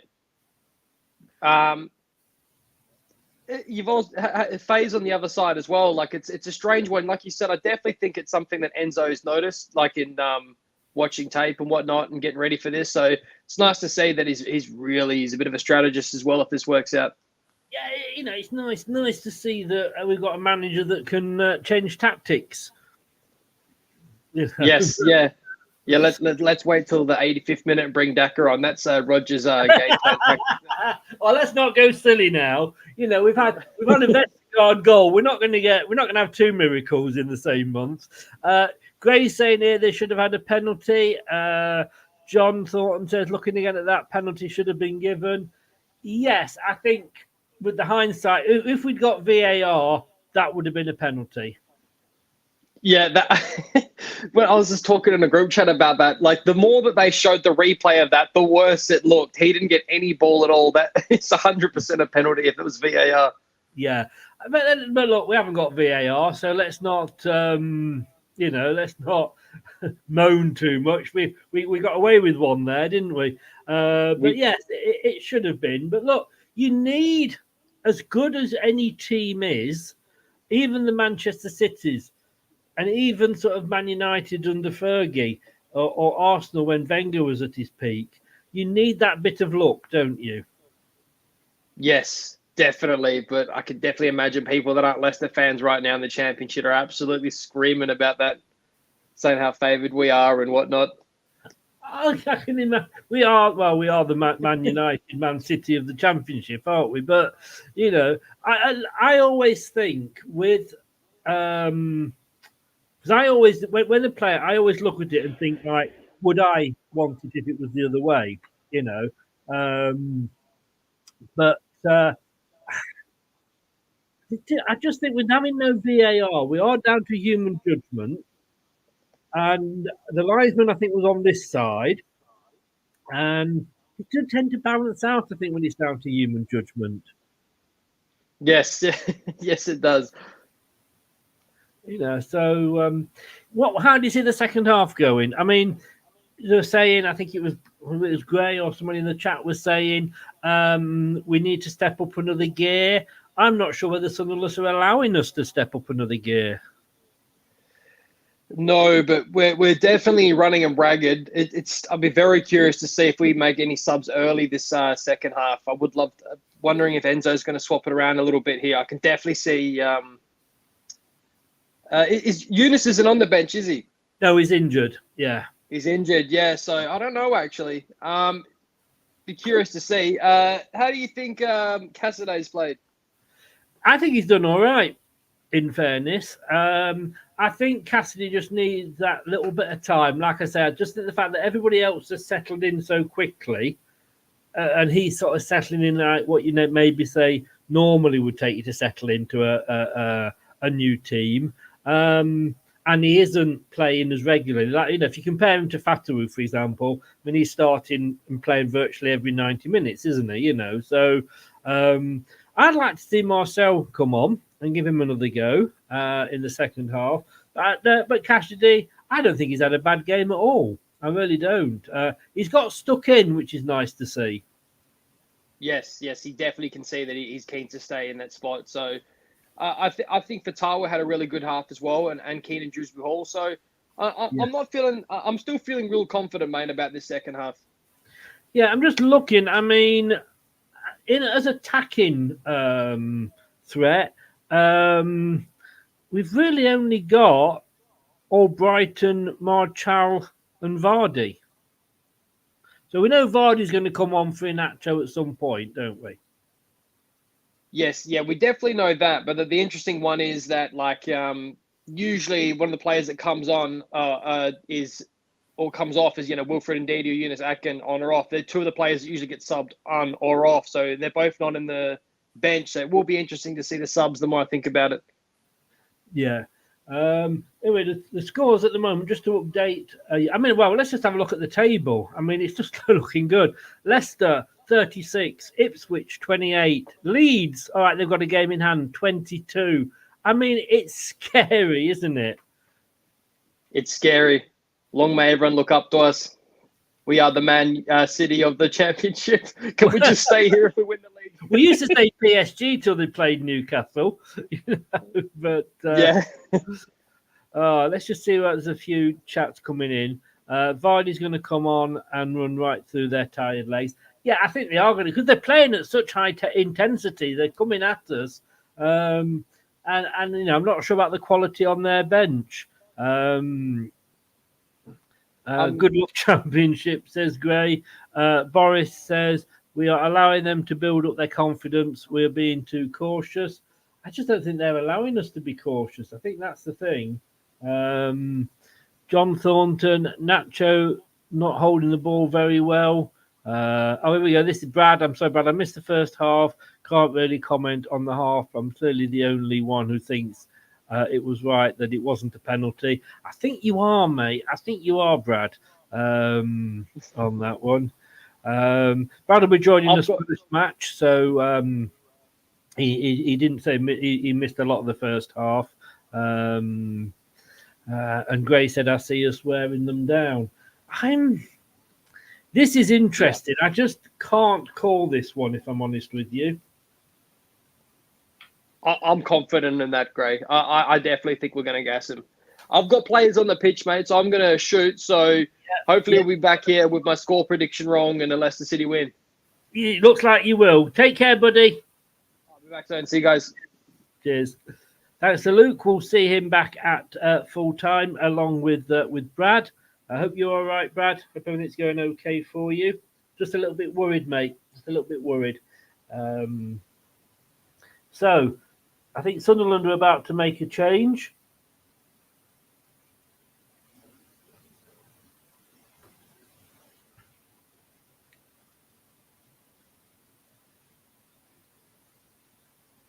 Don't know if there's any changes for Leicester.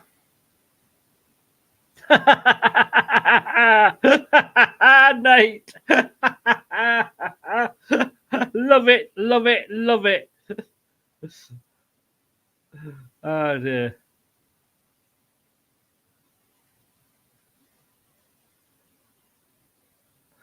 Yes, yes, indeed. Attack-wise, like I say, Vardy, who will come on, I've no doubt, and through the problems. Anyway, about to kick off here. Marchal, Albright and Daka. They're the four options if we want to go more attacking.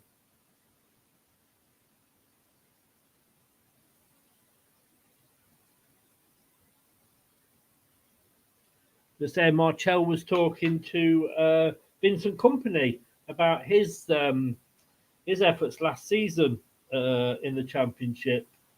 And they're just showing. It's nice to see a manager that's getting involved on the pitch. Leicester to take the kick off here. They are now blue. They're playing in all blue, which of course they were in the first half. And they are now kicking, and the Nacho kicks off, kicking from right to left towards the Kop, as they like to in the second half. Sunderland, red and white shirt, striped tops, black shorts, red socks, kicking from left to right. Obviously, otherwise it would be a very one-sided game. So here we go. Who's going to get the next goal? The next goal is very, very important. I know it's a cliche to say that, but Leicester could do with the second. It will just settle us down. Sunderland, I think, need to get the next one to stay in the game. Dewsbury Hall. Ricardo. Winks. Back to into the halfway circle. Back into our own half with Faz. Chips it over. Cassidy gets to two. Now then. Oh, Inacho couldn't quite get it down and it was taken off his foot. Sunderland have it coming into the Leicester half. Not being closed down.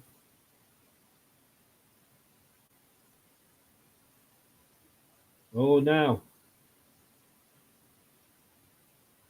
Oh, nearly a shot away for... Oh, what a run. Oh, Iheanacho there. Oh, Mavididi, what a run. What a run. He's staying down at the moment, though.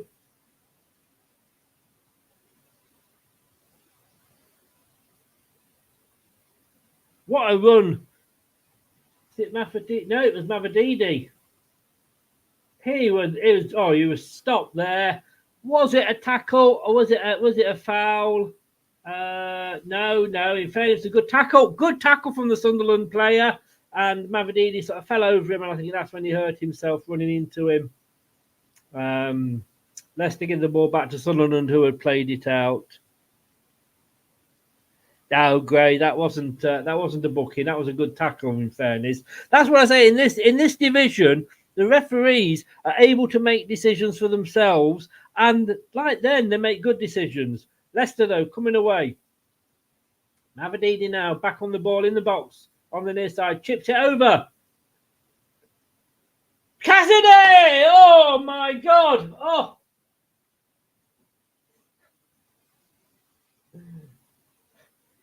Goalkeeper getting his feet to the ball. That was Cassidy. I thought that was number 2 then. It does, Jeff. You're right. Wow. How did Cassidy? Well, how did the goalkeeper get to it? Let's put it that way.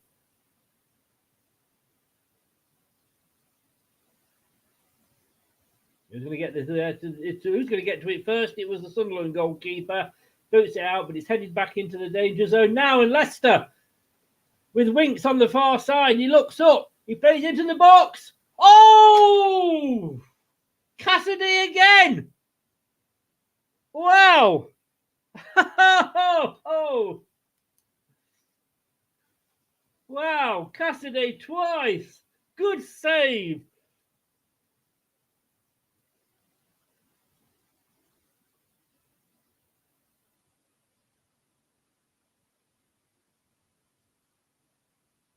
So it's a corner now for Leicester on the far side, playing in this side in front of the Kop. Dewsbury Hall, left-footed, into the box. Not a good corner. Doesn't get it past the first man. Oh, what's going on?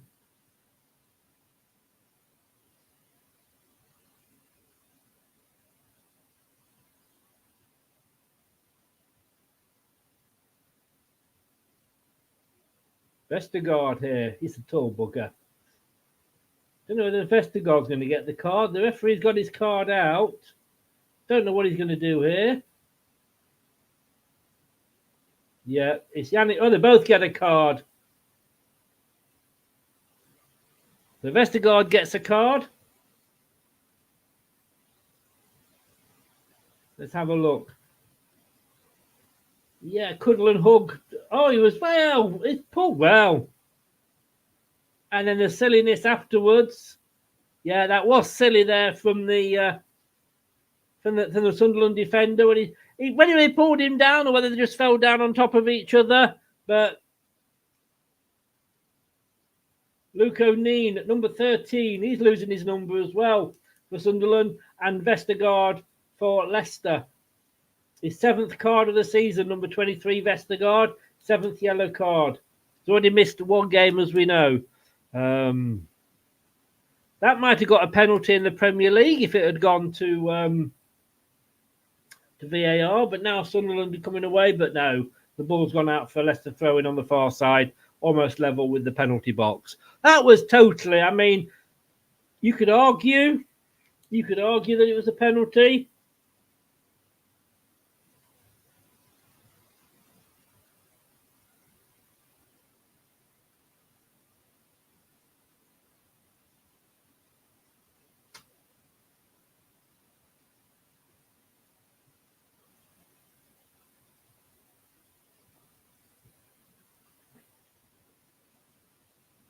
There's a throw in for Sunderland, halfway into the Leicester half on the far side, kicking from left to right, Sunderland.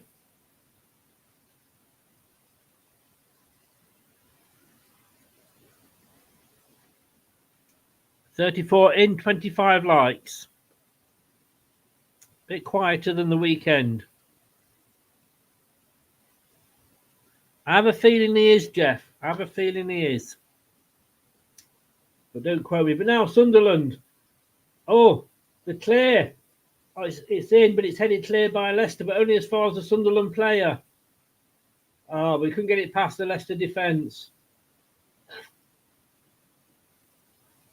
Faz back to the goalkeeper, Hermansson. Closed down by the Sunderland striker. Then it's kicked away by Leicester. Can't get it away at the moment.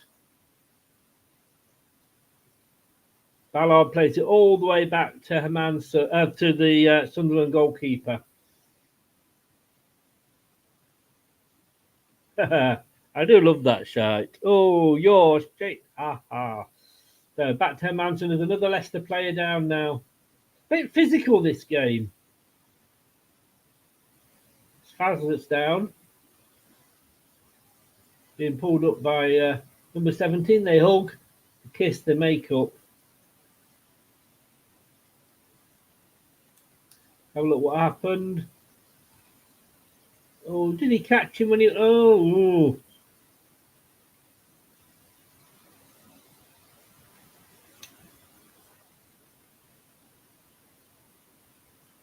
I don't think that was deserving of going down.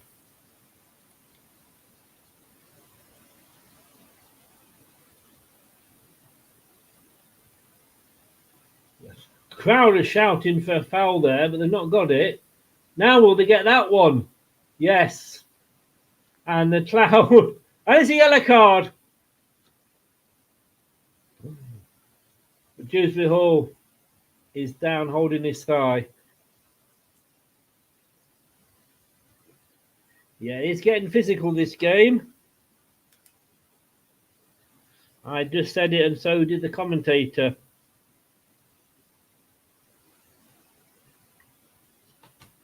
Hume, number 2. Not obviously Ian Hume. 32 for Sunderland. Now gets a yellow card. So the cards are coming out now. It's getting, like I say, physical.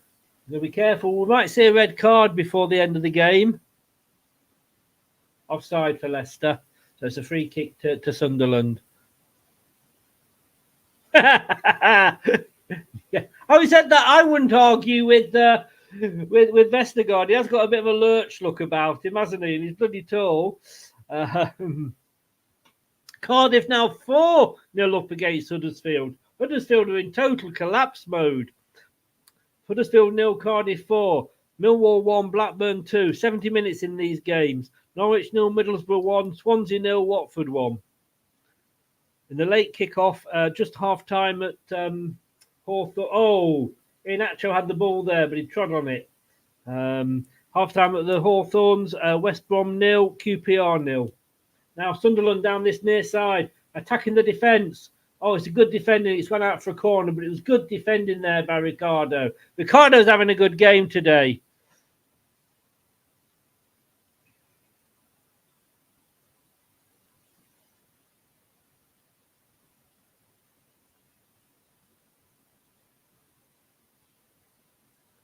And it's a short corner. It's crossed in over. Oh, it's headed clear. And Leicester break now with Winks. Leicester swap sides, but will it get to the Leicester player? No, it won't.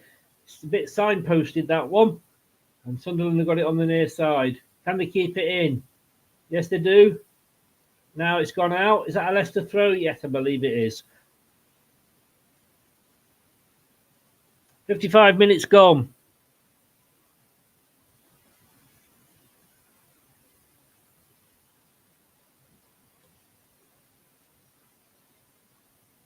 Sunderland are down. Cardiff have gone up to 5th. Middlesbrough up to 6th.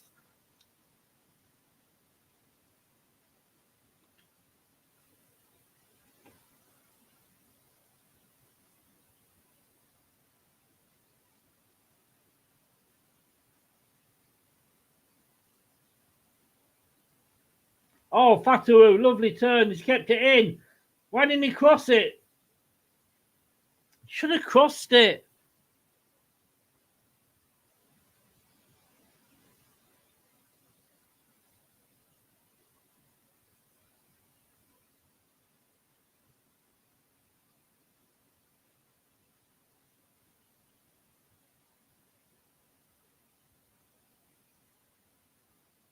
Leicester coming forward.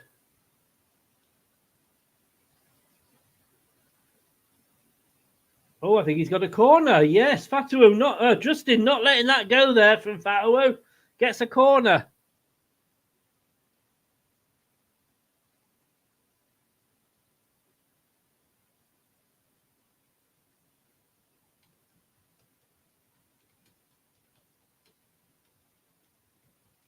Right, Vestergaard's up.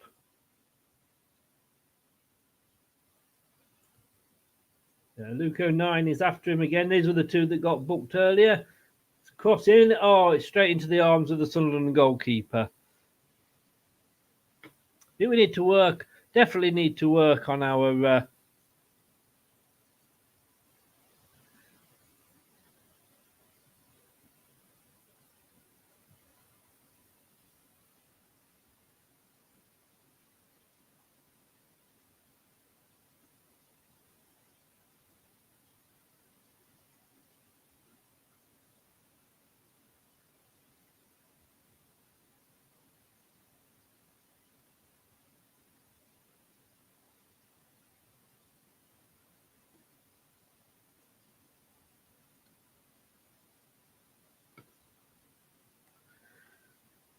So 57 minutes. We're coming up to the 60 minutes mark. Will we see any substitutions for Leicester?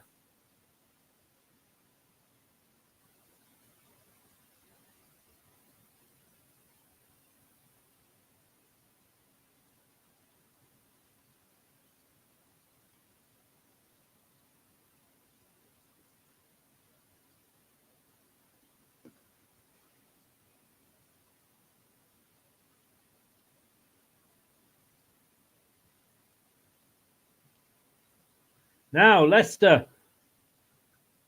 Fatawu gets the ball from Cassidy. Plays it into Iheanacho, but good defending. The Sunderland player got in just in front of him there.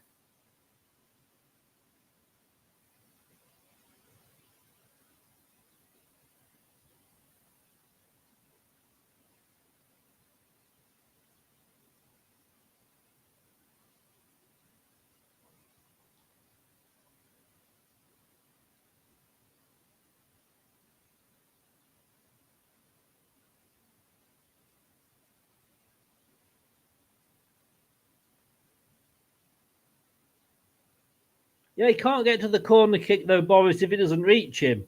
And that ball wasn't even getting past the first Sunderland defender. I don't think you can blame Vestergaard for that one.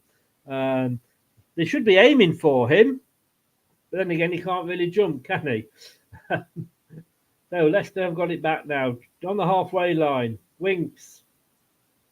Looking for support. Turns. Finds Faz. Back to Vestergaard. From the 60 to the 90 minutes, Leicester have scored 15 goals and conceded none.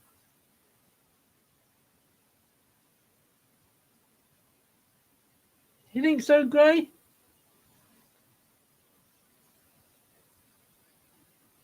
Oh, good defending by Faz.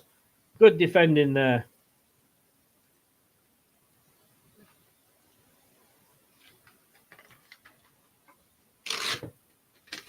Avadidi there. Sunderland player went down again. I think he was looking for the foul, and the referee went no.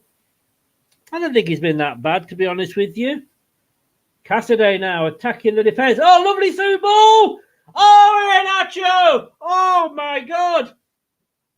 Oh, just he put it to the side, but Cassidy, he's having a man of the match performance at the moment. Oh, he wanted it on his left foot. Maybe if he struck it with his right, dear Nacho, took it left and he just put it wide. Oh, and then the goalkeeper, I think, probably had it covered. Should have taken it on his right, maybe. Oh, no, it actually went wider than I thought.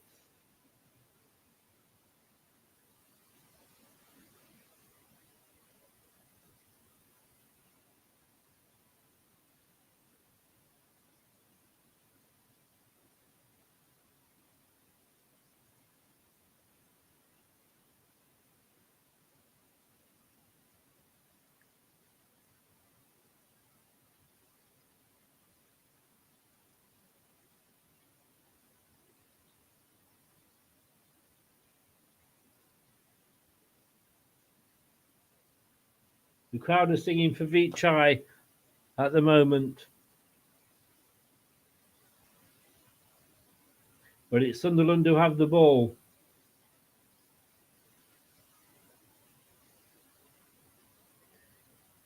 What? Oh! I mean, the Roberts there for Sunderland. He had about 3 Leicester defenders on him. We finally got it off him. The Sunderland are still going for it, and they've got the ball back again. Oh, but it comes through, and easy. Just Hermanson goes down and picks it up. Cassidy, to be honest with you, he's having a great game.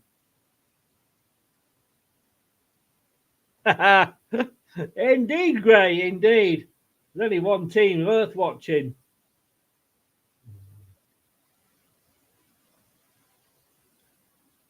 Ricardo, Faz, Cassidy, was it? All trying to get it off Roberts. Anyway, he at the end of the day, he couldn't keep hold of it.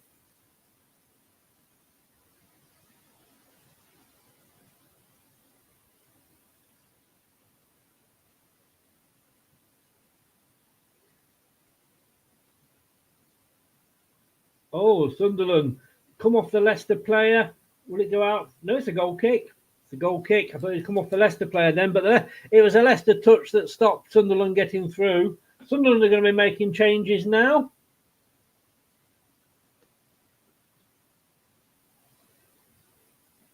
Three changes, I think, for Sunderland. Yeah.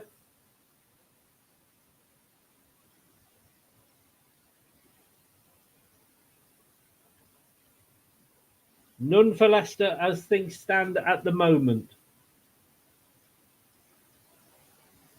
Huggins, Burstow and Ekwa are off. Kirkinbar and Rigg are on for Sunderland.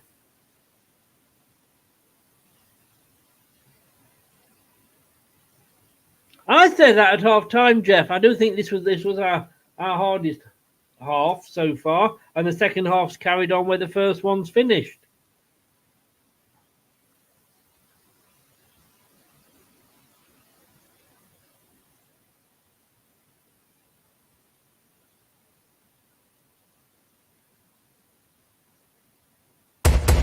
Leicester Till I Die TV. Your first choice for everything Leicester City. Tune in and join in now.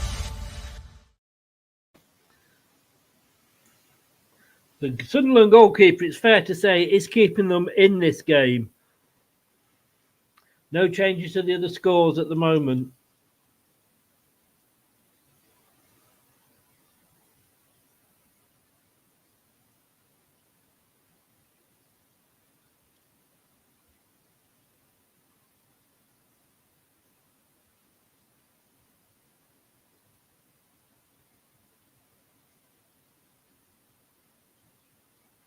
So Sunderland with the ball. Just on the penalty box. It's back to the Sunderland goalkeeper. Oh, Dewsbury Hall there. Nipped in and got the ball off the defender. Chips in across. Oh, but Sunderland just got a foot in there. That was dangerous. That was well seen by Dewsbury Hall. You can see that the pass from the goalkeeper is going to go short. Oh, Vardy's getting changed. Vardy is getting changed. Sat next to Danny Ward.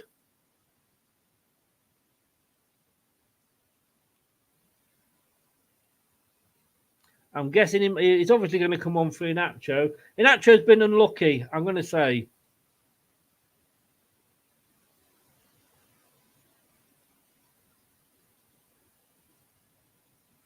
Yeah, they're saying just then about he's got a biology exam tomorrow. So Sunderland come forward now, looking dangerous again. Poor cross though, and it goes straight down the throat of Hermansson, who just falls on his knees to take the ball in his hand. Huddersfield 0, Cardiff 4, Millwall 1, Blackburn 2, Norwich 0, Middlesbrough 1, Swansea 0, Watford 0. Here we go.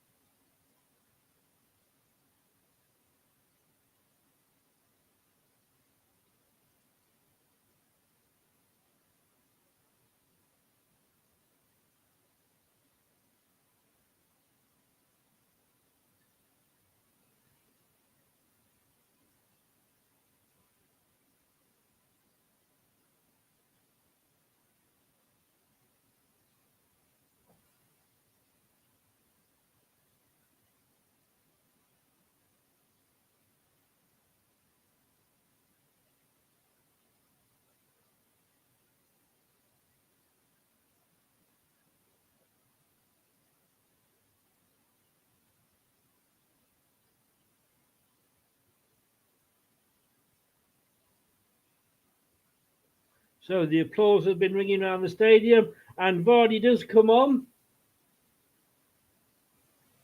Vardy comes on for the Nacho man.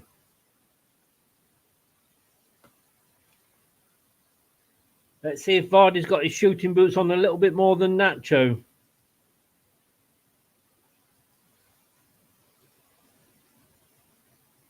Yes, to Bobby as well. Only Jeff Hurst left now from the England squad. I've got a signed picture of him up there when I met him. Lovely, lovely man, Sir Jeff Hurst. And I think it's a great crime that there was only him that was knighted from that team. I think they should have all been knighted. Not necessarily straight away, but certainly as the years went on. Faz, Ricardo, Vestergaard, Dewsbury Hall. Oh, is that going to get to the Leicester play? No, it's not, but it's put out of play by Sunderland. Mavadidi couldn't quite get to it.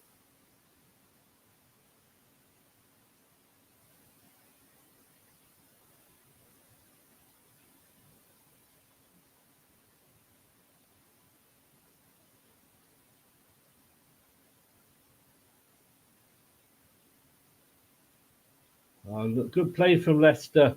On the far side with Fatawu. Dewsbury Hall. Oh, that's a free kick. No. They've allowed play on. He's a played advantage, the referee. Not sure we've got an advantage there. Winks to Dewsbury Hall. Vardy tries to just take it past the Sunderland player. Oh, he's still got it though. Well played to Vardy. He lost it and then got back. And now it's Fatawu. Oh, he's having his shirt pulled. That's the penalty. Surely. Surely that was a penalty. No, it's still giving a free kick.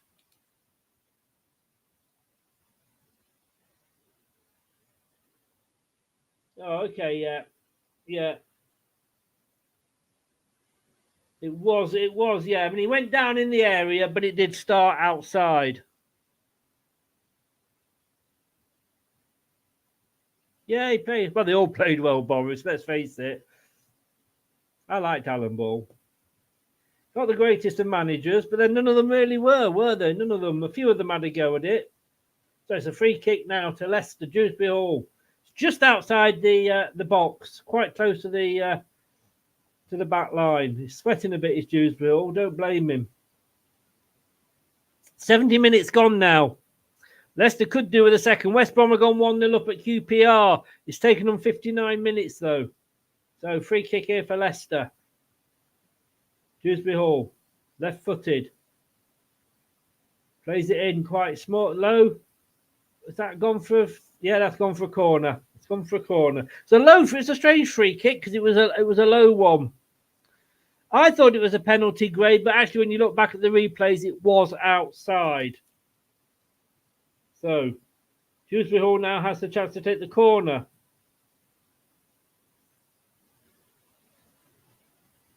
Chips it up, but it's headed clear. Good header out there by the Sunderland defender. I'm saying defender. Oh, Cassidy again! Wow!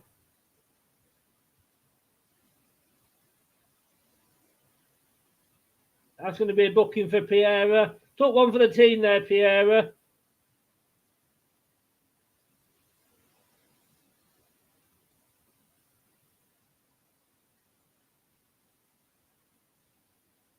No. Not sure if it was it hit his shoulder, but oh.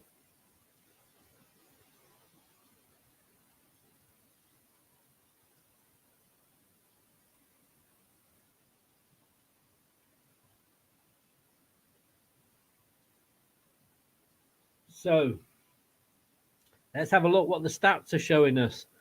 55% Leicester possession, 7 shots to us, 9 to them.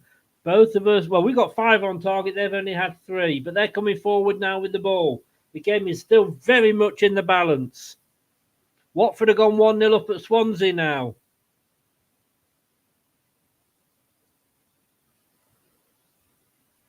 Oh, good defending by Leicester there. It's a Sunderland corner, but it was excellent defending. Faz got beaten at the byline. But it's out for a corner. Leicester hanging on a little bit, I've got to say here. He is. Russ, probably, actually. But then again, they could have had a couple down.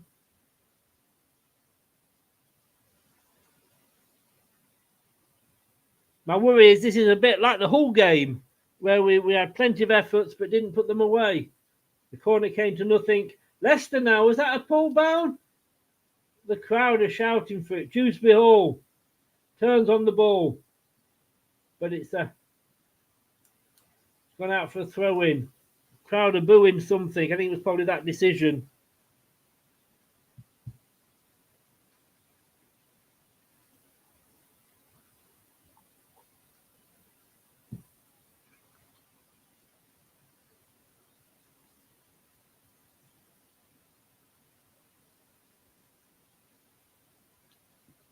I think the crowd are shouting, you don't know what you're doing.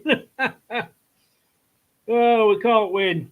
We can't win. Bring back VAR, eh, Gray? No, it's a throw-in. Leicester taking it Ricardo to Winks. Out of Vestergaard in the centre circle. Forward. Free kick there. Ironic applause from the Leicester fans. Quickly taken. I think it's Cassidy with Winks now, though. Ricardo in this centre role. Cassidy out to Fatua. Chips it in. Oh, he's headed away by the Sunderland defender.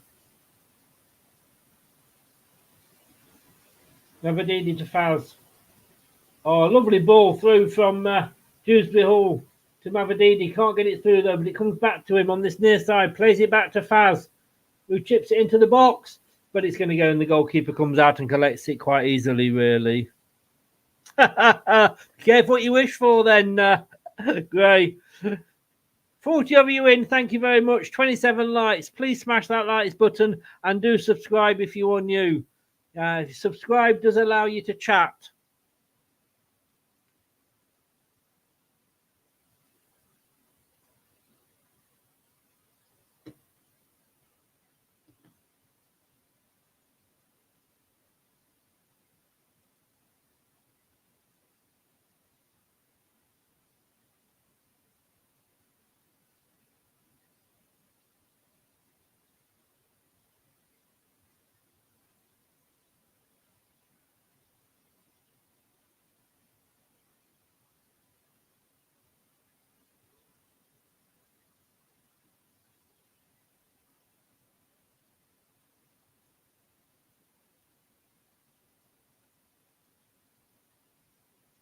Faz again getting the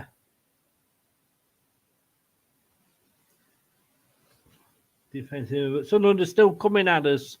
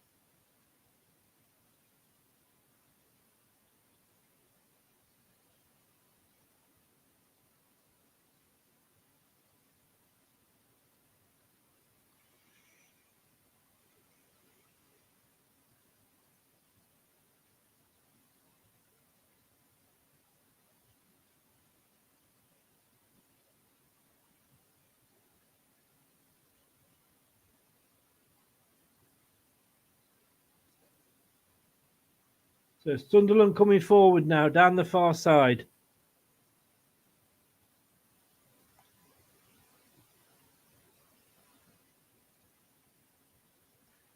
Now Patrick Roberts, he's been a constant threat. Oh, brings it into the middle. It's a long shot and it's so high. That'll come down with snow on it.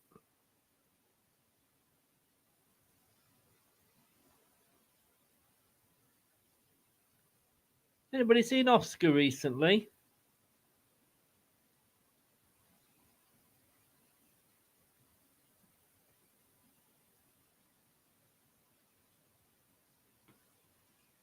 or Brighton's about to come on.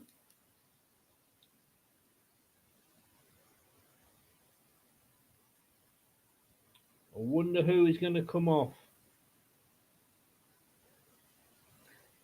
Is Scott and are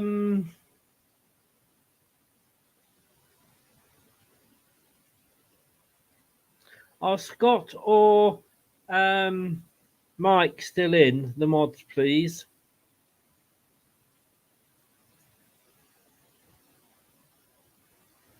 Oh, well, managed to somehow keep hold of the ball there, Sunderland. Oh, it's a shot, but it goes well wide in the end.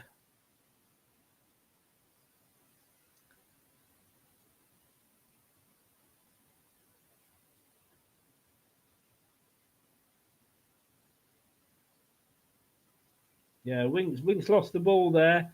There was a shot. I went reasonably wide, but dangerous still. Dangerous still from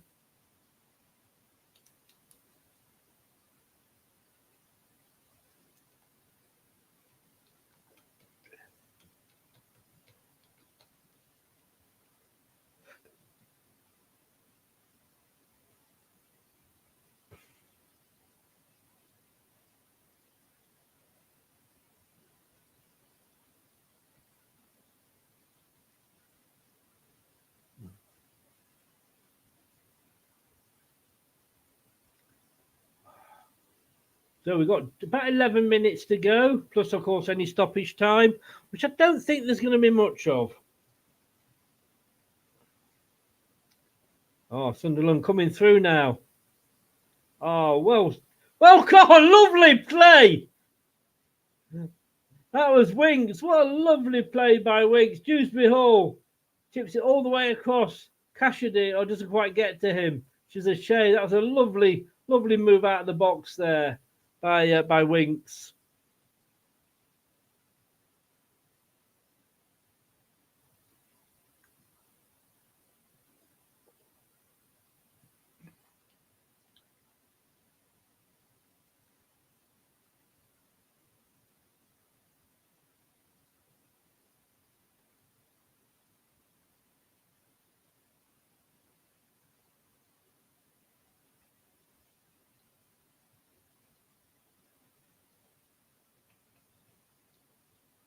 Oh, another attempt there.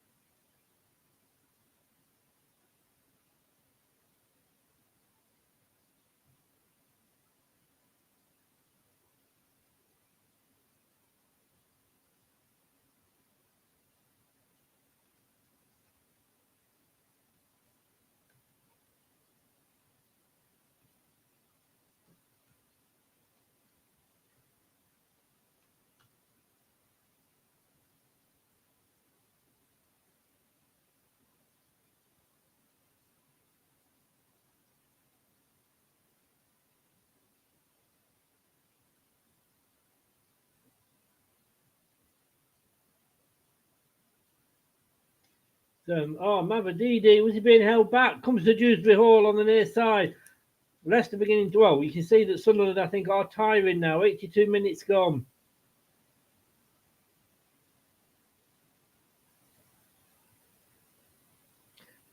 Possibly, Gray, possibly. And Manson, it's back and he boots it upfield into the half of Sunderland. But it had not a good one. It falls for Sunderland and they come away on the far side. Cuts inside now.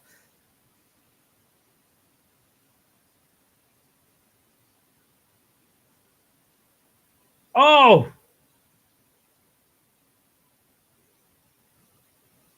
Sunderland are getting the chances. Sunderland head in hands there for Tony Mowbray.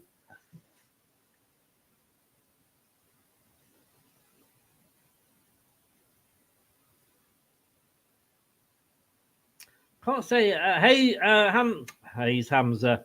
Hermanson didn't come out particularly good convincingly. Had to pull back maybe because he thought if he'd got in, it might have given away a penalty.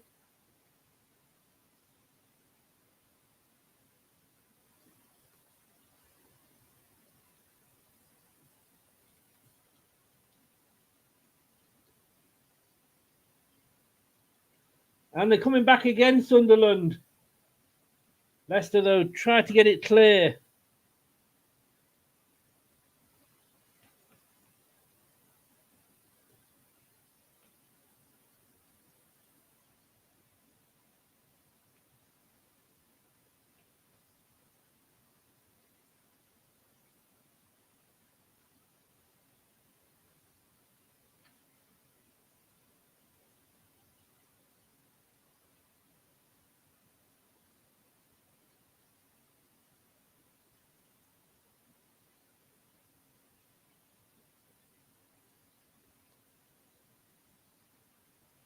If you're in the chat, Oliver, can you make yourself known? So I just want to check you and Oscar out. So Oliver, if you're in the chat, just please make yourself known so I just want to have a chat with you. Now Sunderland are coming away. They're free. I was offside, was he? Oh, Bellingham there. Yes. Well done, linesman.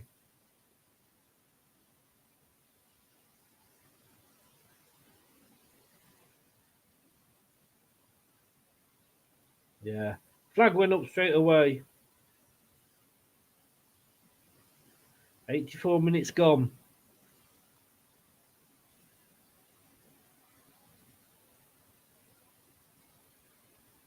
Yeah, all the full times are coming in now. Huddersfield 0, Cardiff 4, Millwall 1, Blackburn 2, Norwich 1, Middlesbrough 2, as Russ has said, and Swansea 0, Watford 1. West Brom now 2-0 up against QPR.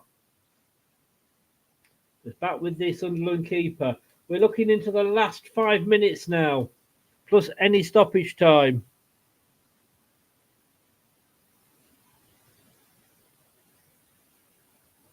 Can Leicester just hold on to the ball? I think we've got a throw in there on the far side. Coontop there, sitting next to John Rudkin. Do your top button up, John. You're looking a mess. So West Brom are up to 5th as things stand at the moment. Cardiff 6, Middlesbrough 7. West Brom go up to 20 points with 13 played. Still 16 behind us, though. You've got a group of teams on 20. West Brom in 5th, Cardiff in 6th, Middlesbrough in 7th, Southampton in 8th. Southampton have got to play, though. It does, Russ. Sorry. Oliver, it's your last chance, otherwise you're going to get kicked.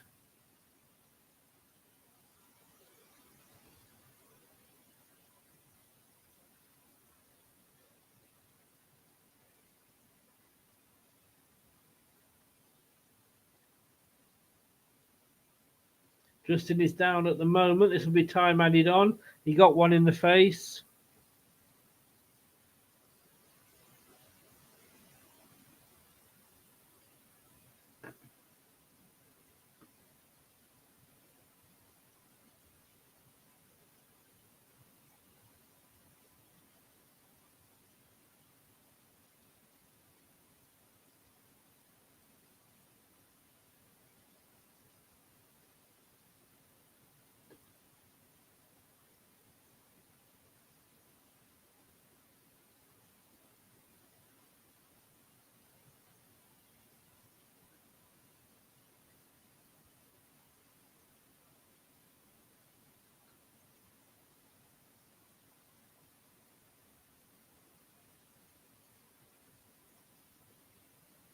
He is.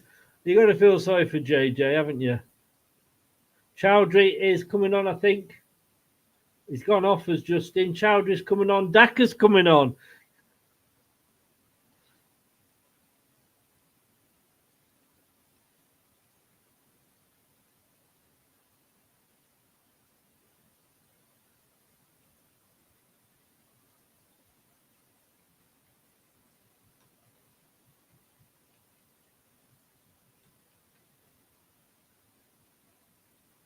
So Daka's coming on for Mavadidi. Chowdhury is on for Justin.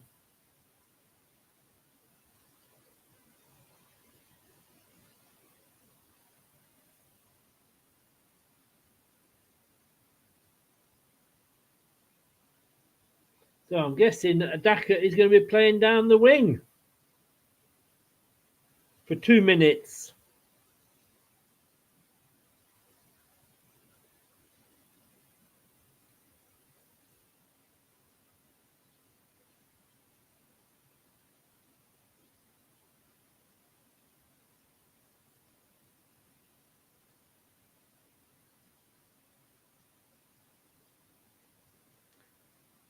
Free kick here in the centre circle to Sunderland.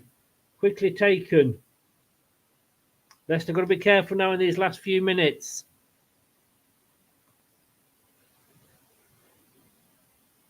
Five minutes. It's going to be 5 minutes. For Leicester to hold on. Oh my God.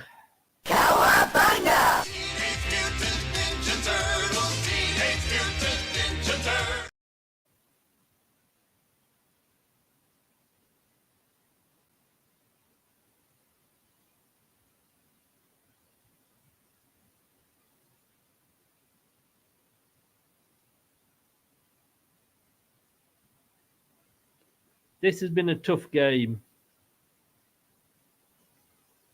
It really has. Sunderland, though, with the ball on this near side. Brilliant play inside in midfield. Oh, lovely 1-2 now.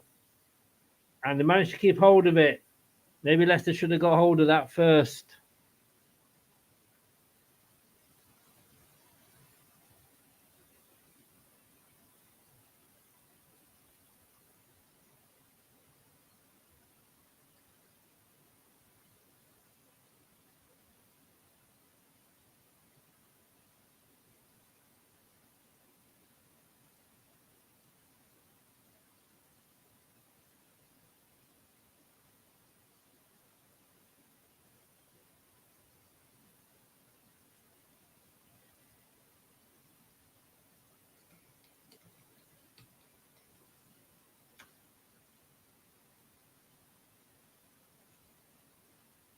Yep, so it is 5 minutes.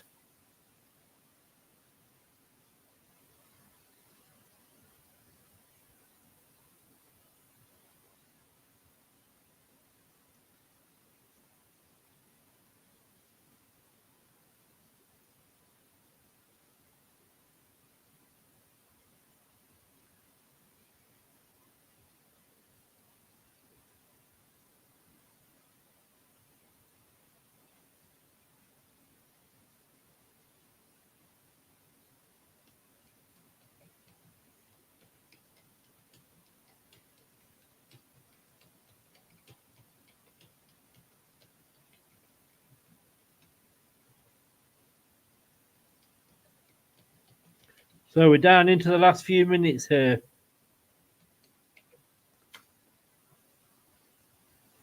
Oh, now Leicester. Sunderland have got players forward. Vardy now. Is he going to take it into the corner? I think he is. Nate, I've sent you a message on Instagram, mate.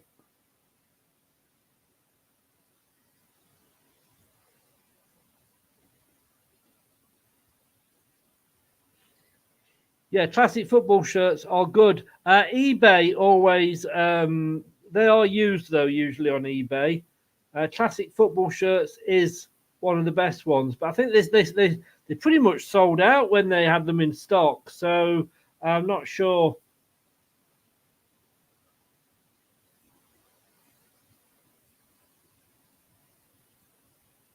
He went to Tesco, Oscar.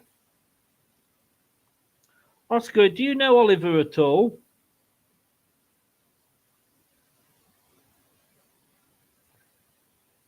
Oh, the Sunderland goalkeeper has got the Sky Player of the Match.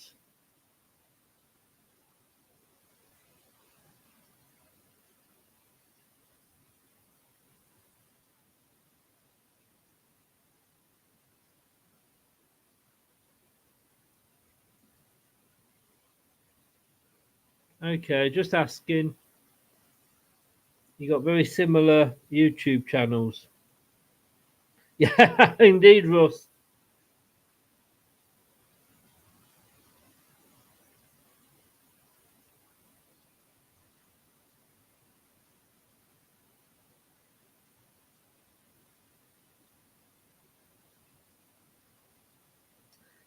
So we are about 2 minutes, 2.5 minutes off the whistle going.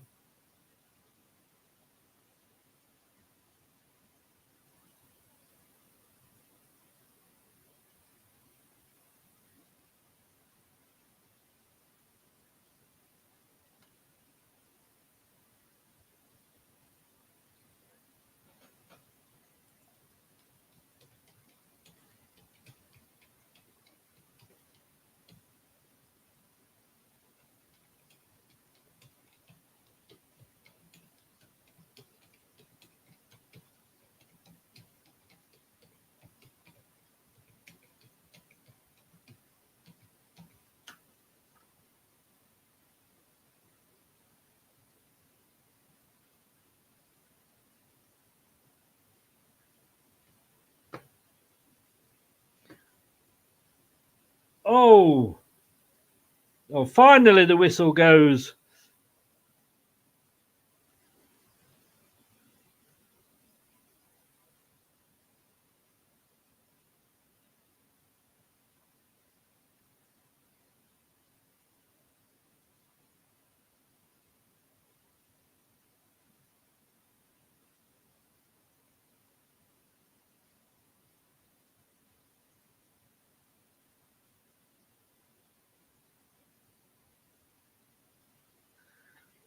Nate, I've sorted you out, mate. You are now a mod.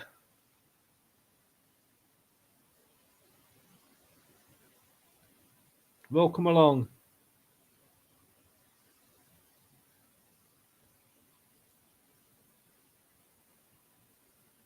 You're 95 minutes and 20 seconds. Oh, Dewsbury Hall Trails is a tired kick out. Oh no, again. Leicester come away with it, but they can't keep hold of it. There it is! There it is! 1-0! Yet another win for Leicester City.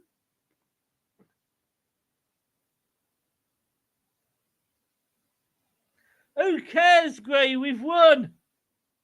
We've won.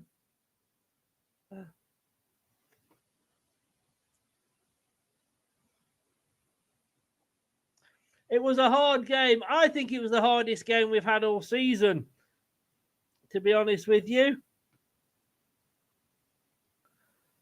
Oh, my God. Phew. I'll take that. I'm not going to lie. I'll take it. It was a hard game. Wasn't pretty at times. Who is your man of the match? Just bear with a second. I'm just loading something up. Luke, have a good sleep, mate. Luke has gone to bed. This is on Australia. So, in fairness, 1, 2, 3, 4, 5. It's about 5 in the morning there. So, he's not going to have a lot of sleep. But well done, buddy. Well done. Right, let's get this sorted. I can get the score up. Who is your man of the match, everybody? It was nail biting and it was difficult, but guys, you are right. You are definitely right.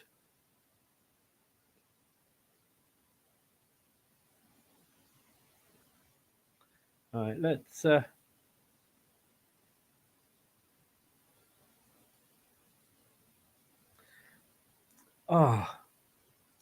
Honestly, title winning form. We are getting nervous already.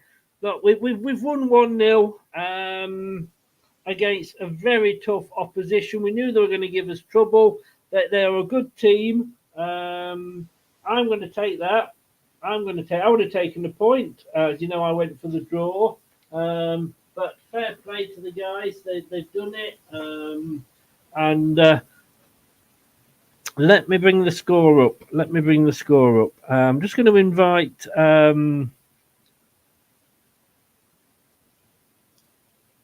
invite Bradders in.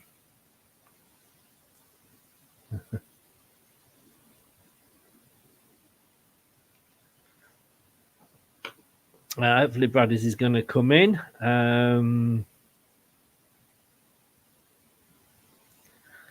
Okay, let me just remove. I mean, how good are we feeling? Talk amongst yourselves for a minute. Paul, it says Jan Vestergaard. I'm not sure who it was today. I'm going to wait. Obviously, we'll wait and see what Alan Beddett, our match man of the match decider, is going to pick. He's been at the match, so we could have to wait till he gets the signal.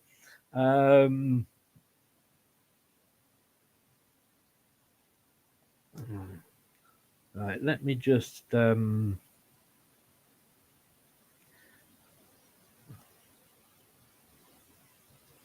takes so long to add Google Slides. It's so annoying. Their keeper got man of the match off Sky. You're quite right, Gray.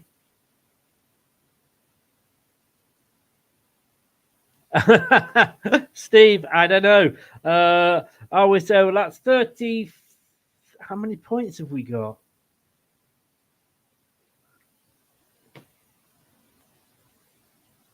$36 points. I don't know, what is it? Is it 40 in here as well? Right, let's just go through some chats. Do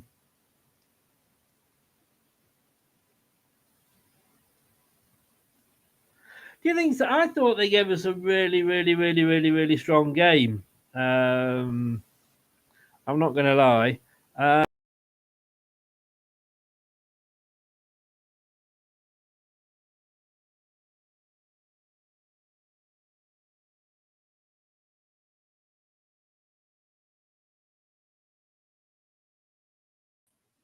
I don't know what happened there. I really don't know what happened there. Right. That was a bit strange. I went for a minute. I don't think I kicked myself out. Let's bring this up. We'll bring Brad in as well if he's about to join us. We're just waiting for him to connect. There he goes. I'm not sure if he's with us at the moment. Let's just, while we're waiting for Brad, let's just cast the match for me as well. Oh, we're getting an echo, Brad. Take care, Jeff. All the best, mate. Boris, JJ is goal scorer. See, I don't always give it just to the goal scorer, Boris. I'm sorry. He Cassidy, Stewart, 12 from 13 wins totally. Forever and ever will follow our team. The name is Leicester. We rule supreme. Couldn't have put it better myself, Gray. Feel great. The winning feeling just carries on and on, like a woman that doesn't stop talking. I'm saying that because Fee's not in. Did a Lord Luke? I don't know. I think I'm going to blame Brad coming in. I'm going to blame him for me being getting kicked out.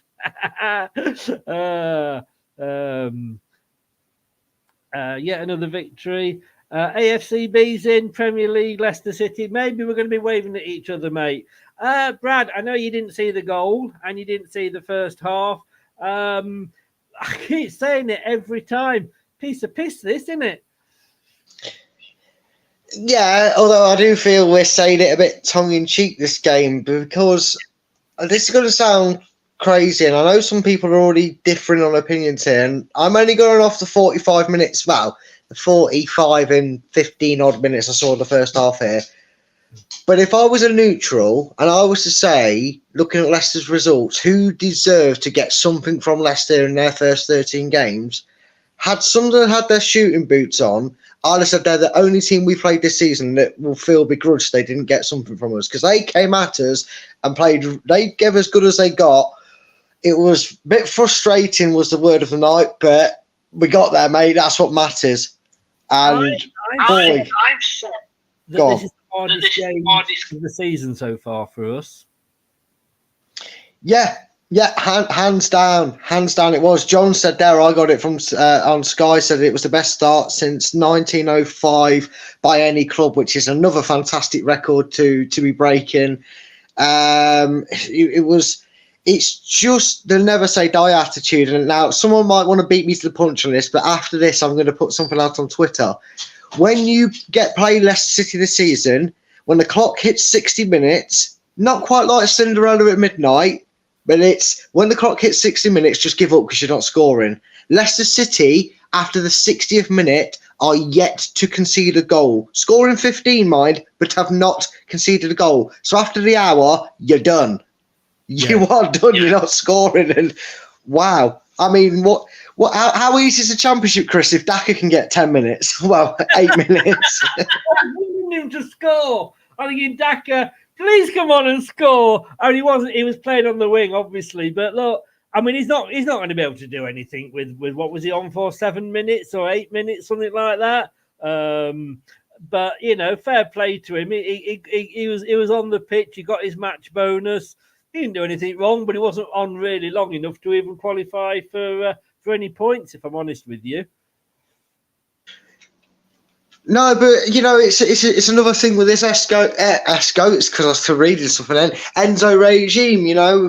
All right, January's a long way off in the terms of how many games we'll play between now and then. We don't know what's going to happen in the January transfer window, but utilising your squad. Mark Albrighton coming on, getting minutes. Daka getting minutes. Maybe there's still life in Daka yet for a chance under Enzo. I mean, we all remember at the start, don't we, when he said about 6 players had changed their mind about leaving. Maybe he's managed to look at Daka and think, yeah, I can do something with you still. You still have a use here. I still have a use potentially for you in my regime. Who knows? I'm clutching at straws because it's Daka and we didn't think he'd play for us with this for us in the league. But it's just good to see, isn't it, mate? I want to judge Daka when he's done a Suto and come on and played a full 90 minutes and had a decent game. He's yet to do that. I just want to say welcome along to Nat. He's just been made a mod tonight. So well done, mate. Congratulations. Thank you for that. Boris, yet is the word. Well, yeah, okay. Also, we haven't conceded 2 goals all season in a match. That's true. That is very true. Big up, lads. Hi, Anthony. How are you doing? What a win. Fair play, mate. Honestly, I had to apologise. I did a Sunderland preview last night, and I couldn't stop smiling. I had to keep apologising to the to the Sunderland fan because I said, but you just got to go back 12 months and see how bloody miserable we were. Best team got beat, robbed, defo penalty, Leicester hanging on all game. Yes, it was a penalty. Yes, it was a penalty. I'm not going to argue with that. I don't think you're the best. If it had been a draw, that would have probably been a fair result. But I don't think we were hanging on because, we hit the post 3 or 4 times. Thoughts on that bit, Brad? I think you were our best opponent, Ian, and you take me with a pinch of salt. The Leicester fans in here will know what I'm like. I'm just going to say something that might wind you up, but please take me with a pinch of salt. You were by far and away our toughest challenge this season. Credit to you, you were brilliant. You kept going. Yeah. But best team got robbed. Maybe if you packed your shooting boots, mate, because we hit the post twice. Your keeper got man of the match, or player of the match, as they call it now, because we don't want to offend anybody. And I'm going to have to shut my door because my dog's barking at the Stars because he doesn't understand Stars don't do anything back. Sorry about that, folks. Your team didn't have the shooting boots on, mate. You had 0 shots on target. Your keeper got player of the match. Do you want me to be politically correct in this day? No. The best team won because the best team with the best chances, with the best opportunities, put the ball in the net. So you're not the best team that lost. You're the best. You're the. Look at the stats. I know you're not, but look, 52% possession to Leicester, 48 to Sunderland. Fair play. That shows how tight a game it was in that respect. In what I call a Brexit possession. Shots, yeah, we had 8. You had 13, but of those 13 shots, you only had 3 on target. 3 out of 13. We had 8 shots, 5 on target.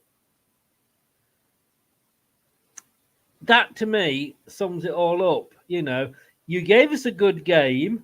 Were you the better team? No. Did you deserve a draw? Yes, I think you probably did deserve a draw. And like Brad said, I agree with Brad. You gave us our toughest game of the season. I don't think you were the better team at all. I'm not saying that Leicester were a hell of a lot better. As I say, a draw I think would have been a fair result. But 13 shots, 3 on target. That's not good enough, is it, Brad? No, it's not. And I've just seen he's got a follow-up comment there. He said, who played better? Well, we did. Look, if you want to get down to brass taxes, right, on Sunderland's chances, and they created a few and they kept going, and I will stand by what I said about them in an opposition tonight. 13 games. Bristol City in 1905, Anthony. Bury in 1894. Both end up first. And this is Leicester. Yeah. Ian, you're just getting a little bit salty, I think, now with your comment, your third comment there as well. But where did your chances come from? They came from ricochets, rebounds. You didn't rip through Leicester's defence because we stopped you at every opportunity. You didn't stretch us and leave us running ragged. You didn't play killer balls in behind. You didn't play silky football. No, you got a little bobble. You got a deflection that fell into your path. And granted, you took the chance and created an opportunity. I'm not denying that you didn't make the most of them deflections and opportunities, but we could have buried you as well tonight, 4-5-0. Yes. And it not been for your keeper, who's quality, by the way. But if you want to get salty a little bit there, your last comment, when you get to it, Chris, it's a few up from the one you just highlighted. By all means, be that way, because you probably rightfully feel a bit aggrieved you haven't got a point. But I will agree with you on that one, though. The referee was awful. More for us than you lot. The penalty thing was probably a really big one for you. I'm not saying it wasn't, but you're seeing it through Sunderland glasses if you think you were better than us overall on 90 minutes, because I would say we were like the possession. We were only just slightly better, but we were better than you in creating chances. Yeah. Because I think the best credit that I can give to Sunderland is that they have given us our toughest game, and I will give them credit for that. I went for a 2-2, to be honest with you. But, and I would have taken a draw at the end. But, like I say, 3 shots on target. But, but let's just have a look at the table, because at the end of the day, the table doesn't lie. And at the end of the day, there's only one stat that matters, and that's goals. Oh, look, we got 1. Sunderland got 0. I'm trying to be nice to Sunderland here because I think they deserve it. Now, we hit the post, was it twice or 3 times? Cassidy, to me, he was my man of the match, Cassidy. I think he had a great game. We'll get Brad's in a minute, and obviously Alan will message us with his. But I just, like I say, the table doesn't lie. The table doesn't lie. Look at that, Brad. How does that make you feel? You know what? It makes me feel good, because I've been talking to a few. I knew that. I've been, as you know, I'm over in Leicester at the moment. I'm dealing with some family stuff, as you know. But I've seen a few of my friends today, and a couple of them are Leicester fans as well. And even they were saying, "I can't believe it." We expected to maybe have a good season, and I suppose even the most optimistic of fan would have been thinking at the start we'll be in and around the playoffs, will be a good opening 13, 14 games to the season. If you said 15 games into the season, I know we're a couple shy of that, but it's not going to change. We won't even drop out of first place. So it was great. It's great to see how, even above my expectations, we are better. Sorry, Kate, I'll let you talk to Kate now. Like a Halloween scary movie. All I could see was a few lights around. Kate, you can call me Freddie. Yeah, I'll call you worse. Okay. I just call you Butcher. We've got a Sunderland fan in who says that they were robbed and they were the better team and they deserve. I think if a draw would have been a fair result at the end. I don't think they were the better team, but I do think that they've given us the hardest game of the season so far. I personally think they just edged it in terms of performance. I thought they were outstanding. I thought their press was unbelievable. Fit old team, aren't they? Yeah. Definitely our best opponent of the season.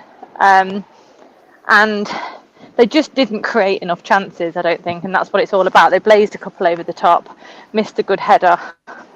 And apart from that, really, they didn't particularly test Mads, did they? No. They say 13 shots, 3 on target says it all, really, doesn't it? Yeah, but their pressing was incredible. I thought they really came at us. We had to work really hard. But I'm glad we've had that kind of opposition, because you want to work, you want to be challenged, you want to know where your holes are. Yeah. And you want to be pushed, and we managed to grind it out again. And at times it was hard. Sorry, I thought I was going to die. Some guy was just driving really fast. Do it on camera. Think of the views. Yeah, true. All about you. I know. Oh, what an idiot. Yeah, so it was definitely our toughest opponent, but I thought it was a really enjoyable game, and it's the most stressed I've felt all season watching that. Yeah. I think I said the other day that I had Sunderland to go up in second. Yes, you did, yeah. Yeah, so if the Sunderland family is still in, then, I've got you to finish second, and nothing I've seen tonight makes me think that they won't. I mean, it happened I don't know where you sit in the stadium. I sit pretty much in front of where the Match of the Day camera would be. Right. So I'm pretty much halfway line, quite far up. Or anything, don't worry. No, I didn't know your thoughts on the penalty shout for them, because it was I think it was a penalty. And I know Brad doesn't agree with me, but was that Woot? Was that Woot fast going down? Was that Woot fast doing the challenge? And this is all like to Brad, that he's got to realise. Your opinion is wrong. I mean, to me, it was a penalty. Looking at the thing, what were your thoughts on it? As soon as he went to ground, I was like, "What's he doing?" I thought, "Oh God, what's he done that for?" But couldn't really see much of it. Couldn't see enough. But on messages and stuff that were coming through, it sounds like we could have got away with that, and it might have been soft. But if it had been the other end, we might have all been screaming for it. If that had gone to VAR, I believe it would have been given. Oh, okay. That's what for the actual? Was it a like the tackle? Was it? Was it a tackle? That was, yeah. But then we they got away with one. It was, I forget who it was having his shirt pulled. I think it was Fatawu was having his shirt pulled, and but it started outside the box, but it ended up inside the box. But, yeah, what the hell was that? That was madness. Where the free kick actually ended up being taken from was where he picked up the ball, not where he got fouled. It's where he actually collected the ball from the pass. I thought it was an absolute nonsense, but that's when started. So, but is the free kick given there, or is the penalty given because he goes down in the box? I thought the foul happened inside the area from where I was looking, but I've only seen it once, and that's as much as I could see. So, yeah. John, in this case, I know it's hard to decipher without a sausage in a hand, but that is definitely the case. You wonder what I'm on about. Clips tomorrow, or catch the debate show from yesterday. Basically, who was your man of the match? Cassidy by a mile today. I know he missed a couple of chances. He could have even had a hat trick, but I thought outside of that, his performance was quality. He's exactly what we wanted to see from him. It was a real mature performance, and I thought he glided with the ball sometimes through midfield, and he really put himself about and was more physical than I've seen him, because he had to be today. And I thought he was outstanding today. He was my man of the match. I think I don't say came of age, but I think that was the performance that we wanted to see. And your rating for the team? Probably a 7. A 7. Yeah, I think that's fair. But like I say, well done, Sunderland. They gave us a game. I think they'll be up there at the end of the season. But look, who's going to stop us? I mean, it's QPR. Yeah, I know. It's QPR at the weekend. I think it's going to be them that are going to stop us because that would be just so Leicester, wouldn't it? Yeah, and it's an old ground. It's going to be pretty claustrophobic, I think. Yeah. So the crowd are going to be right on top of them. But I was just looking before I came on, actually. We've now beaten our points tally from last year, which is pretty unreal. I know. It's scary. And more wins than last year. Just the fact that we've got a better manager than last year. That's what it's down to. Yeah, it's strange that, isn't it? 38 games. Yes, exactly. And we've got more points after 13. Are you going to QPR at the weekend? I am indeed, yep. Well, I look forward to seeing you at the weekend. Please get home safely in the dark. Thank you. I'm guessing you're not alone, but no. do not disappear down any alley or anything like that. We are getting close to Halloween. Yes, exactly. They'll be more scared of me, won't they, really? Well, if you go in wielding a sausage, Exactly that. They just won't know what to make of it. It'll scare the bejesus out of them. Furry one, you know what those furry ones are like. Maybe take a breakfast. As always, have a safe journey home. And, Thank you. See you at the weekend. Be careful. Speak to you Saturday. Thank you. Take care, both. See you later. Bye-bye. Bye. Rad made some very good points there, as she always does. Yeah, and it's good that when she can be bothered to go to games, like when she's not doing a grinda on us. That she. I said it. Yeah, I'll take all the rap for it, mate. Don't you worry. You can do that. Now, when she's not doing a grinda and refusing to go games for whatever reason, it's good to get that perspective for someone in the stand because we do have this thing where we see the game differently, and she's very correct on a lot of points that she made. I mean, I know you've made a point about the referees and this decision and VAR again, and look, I look at the penalty incident, and at first I just thought there wasn't much of a hassle from Sunderland. It didn't seem like too much of a hassle. Again, you don't really see it all because of the instance, and as much as you could maybe argue on both sides, well, at least the Sunderland fan that came in here said the referee was awful tonight. But this just reminds you what we've missed in football. Because if you said to me, Brad, in every 1 out of 3, if you want to be really tight, you're going to get a dodgy ref. It's going to be pretty 4 out of 10 if you want to give him a rating, sort of thing as an official or lower. But over getting a game of football ruined every day by VAR, I'm going to take a dodgy referee once in a while. I'm going to take that over VAR this season because do I think it was a penalty? I didn't at first, but I've seen about 400 replays thanks to Sky because they're making a song and dance about it. It gets lucky. It would have been a soft penalty though for me because you can see what his intent to do. He's not going to the player. He's trying to wrap his foot around him and get the ball. But it's one of them. I would argue that yes, the Fatu incident does start in the box, but he doesn't take him off his feet. And for me, he doesn't take him off his feet and commit the foul until he's in the box. Because a shirt pull, you kind of let go for a second, don't you? Thinking, let go, I'm going to give it. And when he doesn't, you're going to go, right, if you pull him down now, that's a foul.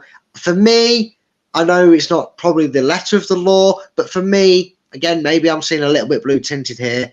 I'm saying, as a referee, if I'm the official, I gave you your chance, you've committed the foul, you can continue to pull his shirt, and you've continued it in a dangerous area, that's a penalty to Leicester.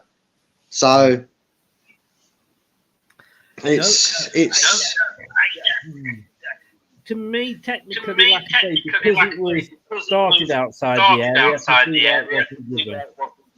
Yeah, that's what I mean. Let's not be too. At the end of the day, Tom. That's it. At the end of the day, we won.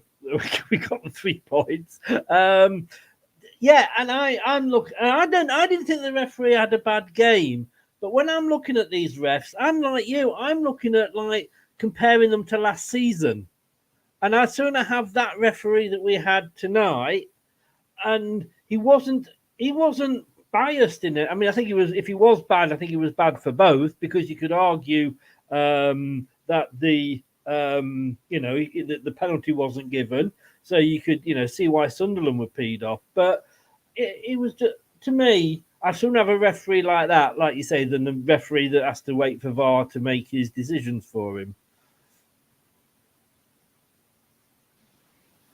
Sorry, I forgot that you muted me, but I could unmute me. And yes, me, bias. You've never heard me say a bias thing about Leicester in my life. I don't know what you're talking about. Yes. But you know what, Chris? I think I could try and sum up refs in the Championship over VAR refs in a sentence. I'm going to try and do it in one go. And here's what I'd say about the whole situation. Yes, we have Bellend. We have. And that is, I'd rather have a ref that for 90 minutes is consistently awful than a ref made to look incompetent and inconsistent because of technology. Thank you. Yes. Won't argue with yeah. Well, I'm glad you can't, Chris. It's nice for us to get on every so often. It is. I'm going to ask you your man of the match before I bring up, because I've not got it up ready yet. So while I'm just bringing up Alan's, give me your man of the match. Yeah, I'm going to base it off the 45 minutes, but it seems like I've got the same opinion as everyone else. I'm not going to throw out any difference here. Cassidy was fantastic. He was, he did something today that he hasn't really done too much of well in his appearances here and there, and that was his ability to pick out a pass and drive forward the ball. His football brain was switched on today, and for me, he was absolutely brilliant. Could have had a hat trick if the player of the match is a goalkeeper on a team that loses. It tells you why when he could have had a thing. And Jess there saying, "Thank God VAR isn't a thing anymore." Let's hope they make some rule changes before we get back into the Premiership next season. It won't be such a bad thing when we're back up there, because I quite like this no VAR malarkey, Chris. I think we all are. I think we all are, like you say. And the way I look at it is yes, the referee may have got a few things wrong tonight, but it will probably go against us in further down the line. We'll get to a point where it does balance up. But no, I agree with everything you said. Just a few points that I've put down here. Let me bring up the man of the match for. Oh no, I didn't get your rating, Brad.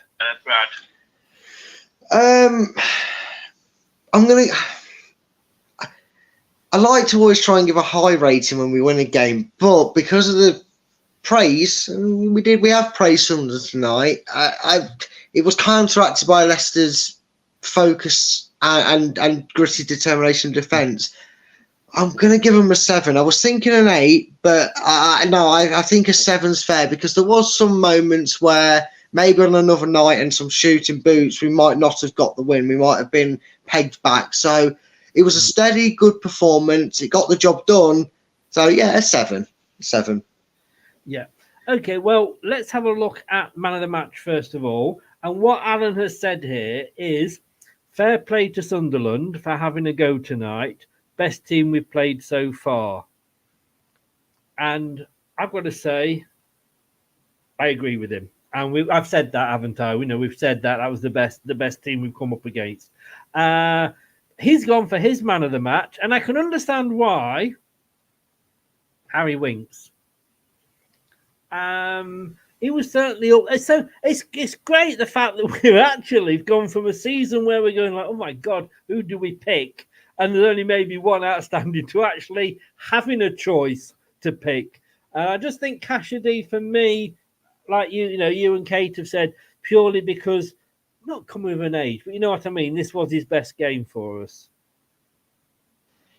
Yeah, and Harry Winks has been a solid 7 out of 10 or more every game. He hasn't dropped below a 7 for me. And when we used to, I know we don't do it now, but we used to do individual ratings. I wouldn't have given him anything lower than a 7 all season. And I kind of get how how Haaland's come to the decision, because sometimes when we get so comfortable in a consistent performer like Harry Winks, maybe we don't always appreciate what he does for us, and he was really good tonight as well. But I think sometimes, because we've done a few shows and we've talked about it a few times in the debate show, and I know Callum Doyle is out for a long period of time, so we can't really judge him, but we discussed the loanies, didn't we, about potentially trying to get them in the summer if all things go well and and I think we all of us, me, you, and maybe even Dave included and Kate, all turned around and said Cassidy hasn't really shown us something yet that we're convinced we'd want to see him back here. You know, this you know, in the summer from what we've seen of him so far. So the pressure was on, because he hasn't featured much recently, has he? He's been on the bench, he hasn't got on, or when he has got on, it's been like not time wasting, but it's just him to get some fresh legs on there. So he hasn't, like Daka tonight, he hasn't really had much to do. So when he got the full 90 tonight, I believe he did anyway, I didn't see him come off. Okay, so he got the full 90. He really stepped up and impressed. And again, we've just seen another player that you think he's still going to be a really big contributor to this team this season. So that's why I gave it to Cassidy over Winks. But very well noted by Alan, because Mr. Consistent this season, that man's been. Winks. I'm just seeing who Albrighton came on for, because Albrighton came on, didn't he? Oh, we gave him I think Fatawu. Yeah. Okay, and now, so I'm fair play. I understand why, like you say, I understand why he's gone there. Mike, I'm sorry, mate. I'm trying to be. I'm just so happy because we're winning, and I know it's not good for you because your team, obviously, I presume, lost from what you're saying there. Not too happy with them. Certainly, when it comes to the marks, you're all in agreement on this one. 7 for the team rating. That's come from Alan. So that's the official one. But you said 7 and Kate said 7. I'm going to be different. I know. It's a shock, isn't it? I am going to give the team 8. Now, I know you were, we say 7, 8, 6, 7, don't we? That, it's not a huge difference. But I just think the fact that they gave us such a hard game, and it was said at half time, I think it might have been Gray that said it, that could we step up a gear? I don't think Sunderland were letting us step up a gear. They didn't sit back. And this was away from home for Sunderland. Let's not forget that. They didn't let us sit back, and it was hard, and we had to really fight. And that's why I've gone up for that extra point, because we've wanted to see a game like that. We've said quite a few times, how are we going to do when we come up against a team that really has a go at us? And I don't think even, don't think you can even include and say Hull had a go at us, to be honest with you. But that's why I've given them an 8. But what are your thoughts on that? No, I mean, again, it's wonderful when you look at the same game and we all have either slightly differing or sometimes completely different eyes on it and different points of view. And when the way you've put it, Chris, and the way that you've explained your reason for your 8, I'd say, yeah, that's a very good, valid reason to put it, because I suppose we're looking at it at, we'd probably give a 7 on a case of it wasn't free flowing, it wasn't 2-3-4-1 like we've got used to. But I get what you're saying, yeah. And I see a few comments coming in now saying that we didn't, we've played better, and yes, we have, because obviously we've torn teams apart this season with 4-1s coming out of our ear holes and 3-0s coming out of our ear holes. Yeah. But I think you can judge a team on how well they handled the pressure, Chris. Like you said, Sunderland, and we've said it many times tonight, are the only team this season that have really gone at us and done it well. Some teams have tried to come at us and we've embarrassed them in the end. But fair play. I couldn't understand why you've given them an 8, because when our backs were against the wall, and this is the first time in 13 games we've had our backs against the wall, because I agree with you about Hull, that was poor finishing on our part that day that cost us a result at least. We stood firm, we stood strong, we never wavered from our duties, and we've come away with a clean sheet and a 1-0 win. So yeah, I can see why both ratings would be given for the performance tonight. Yes. Right.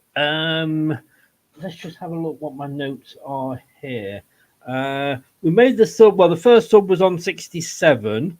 I can't, you know what I mean? I can't even read my own. Oh, that was the shirt pull I did. I'm going to have to learn. I used to be a doctor in a previous life, I'm sure. That Ricardo got a yellow on the 71st minute. I think he was taking one for the team there, wasn't he? Yeah, he was. It was probably one of the only tactical fouling yellow cards that was warranted throughout that game, because the official was very strange when he decided to book players. I'm not saying that all the other yellow cards maybe weren't warranted, but it was the only one where you kind of go, yeah, that's definitely a card. It's tactical, and that showed his experience, because he'd span him. He had beaten him, and he knew that Leicester, whilst our recovery rate all season has been fantastic, you know, he knew there was a potential for a breakaway. Sunderland could have had a numbers advantage and just kill it off. Take the yellow card.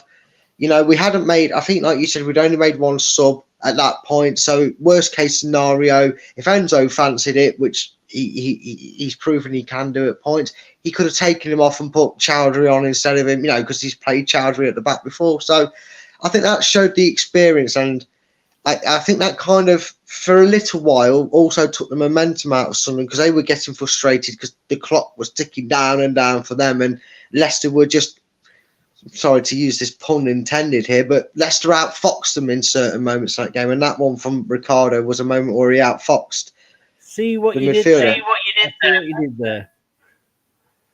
I don't know if you're watching, Fee.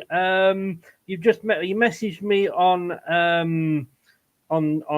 X, and that sounds wrong, doesn't it? But you know what I mean. It says comments are turned off. I don't think they certainly weren't, because people were commenting. People were commenting. Yeah, no, comments are still coming through. So maybe it might be on Facebook. I don't know. You don't do it on Facebook, it's on Twitch. But your message came up through Twitch as well. So I'm not sure what the issue she's having. Talis just had a 99p sticker donation onto the QPR game if she didn't get her sticker in. Indeed. So, Fee, I'm sorry. I didn't say. I saw you come up and I liked it because I just thought you were showing you were watching it. I think you were watching it on. I'm not sure what you were watching it on, to be honest with you. You've sent me a screenshot, but I don't know. Nate, if you can message me now while you're in the chat, then I can have a word with you and sort something out. Was it quipping? How dare you, sir? How dare you? 88 minutes, a few changes were made. I think we know why they were done then, don't we? Yeah, again, and showing his managerial expertise, you know. I know for a guy who's not had much about in terms of the manager's role, he's showing what he's learned from being an assistant. He showed what he's learned from, you know, people say working with Pep, and you can't argue that with the way we play our football and how he goes about it. It's very good. And again, what you need to do when you're 2 minutes away plus stoppage time from another 3 big points, you look at your team, you go, right, where are they getting in at us, or if they are getting in at us, or who's looking a bit worse for wear, who's on a yellow card. Them sort of things come into your head, and in that 5 seconds you go, you get on, you were coming off, and he's done it. He's done it so well. I'm really, really impressed with Enzo, not just with his tactics, but the way he thinks and the way he makes decisions. Because you could just say, I made us up for the sake of it, and people wouldn't know the difference. But he's not just doing that. You know, he took Mavididi off because he was looking a bit leggy and he wasn't really involved in the game, and he got Daka on. You know, he took yellow-carded players off who weren't looking knackered, but he was precautionary, you know, and the way he does it, and it sounds so simple, but you could make a substitution by sheer, I want to waste time, you on, you off, and you're not really thinking about it. You're just making a substitution to get a player on and kill 20 seconds. And it could cost you a goal. But you're seeing, compared to Bellend, I know you don't have the button anymore because I abused it that much. It probably got broke. But, he could change the game dynamic for the wrong reasons with his subs, or he wouldn't make subs, even though we could see as fans that players were knackered. Enzo doesn't want risk, and there's not a single player that comes on that you kind of look at their facial expression or body language and they're thinking, oh, this means nothing. They come on with energy and going, I'm going to prove my point now. I don't care if it's 4 minutes, 40 minutes. I'm proving my point. I'm going to get stuck in. Look at Chowdhury. I mean, last season, had we played him, he might have been like, you know what, Brendan does my head in. I can't be bothered. What's the point? I'm not going to get picked for 7 weeks, even if I go and score a hat-trick now. But these players come on with an incentive to try and earn a start, and it's lovely to see, Chris. It's refreshing. Totally is. Now, I know you didn't see the first 20-odd minutes of the game, a bit like me at the weekend.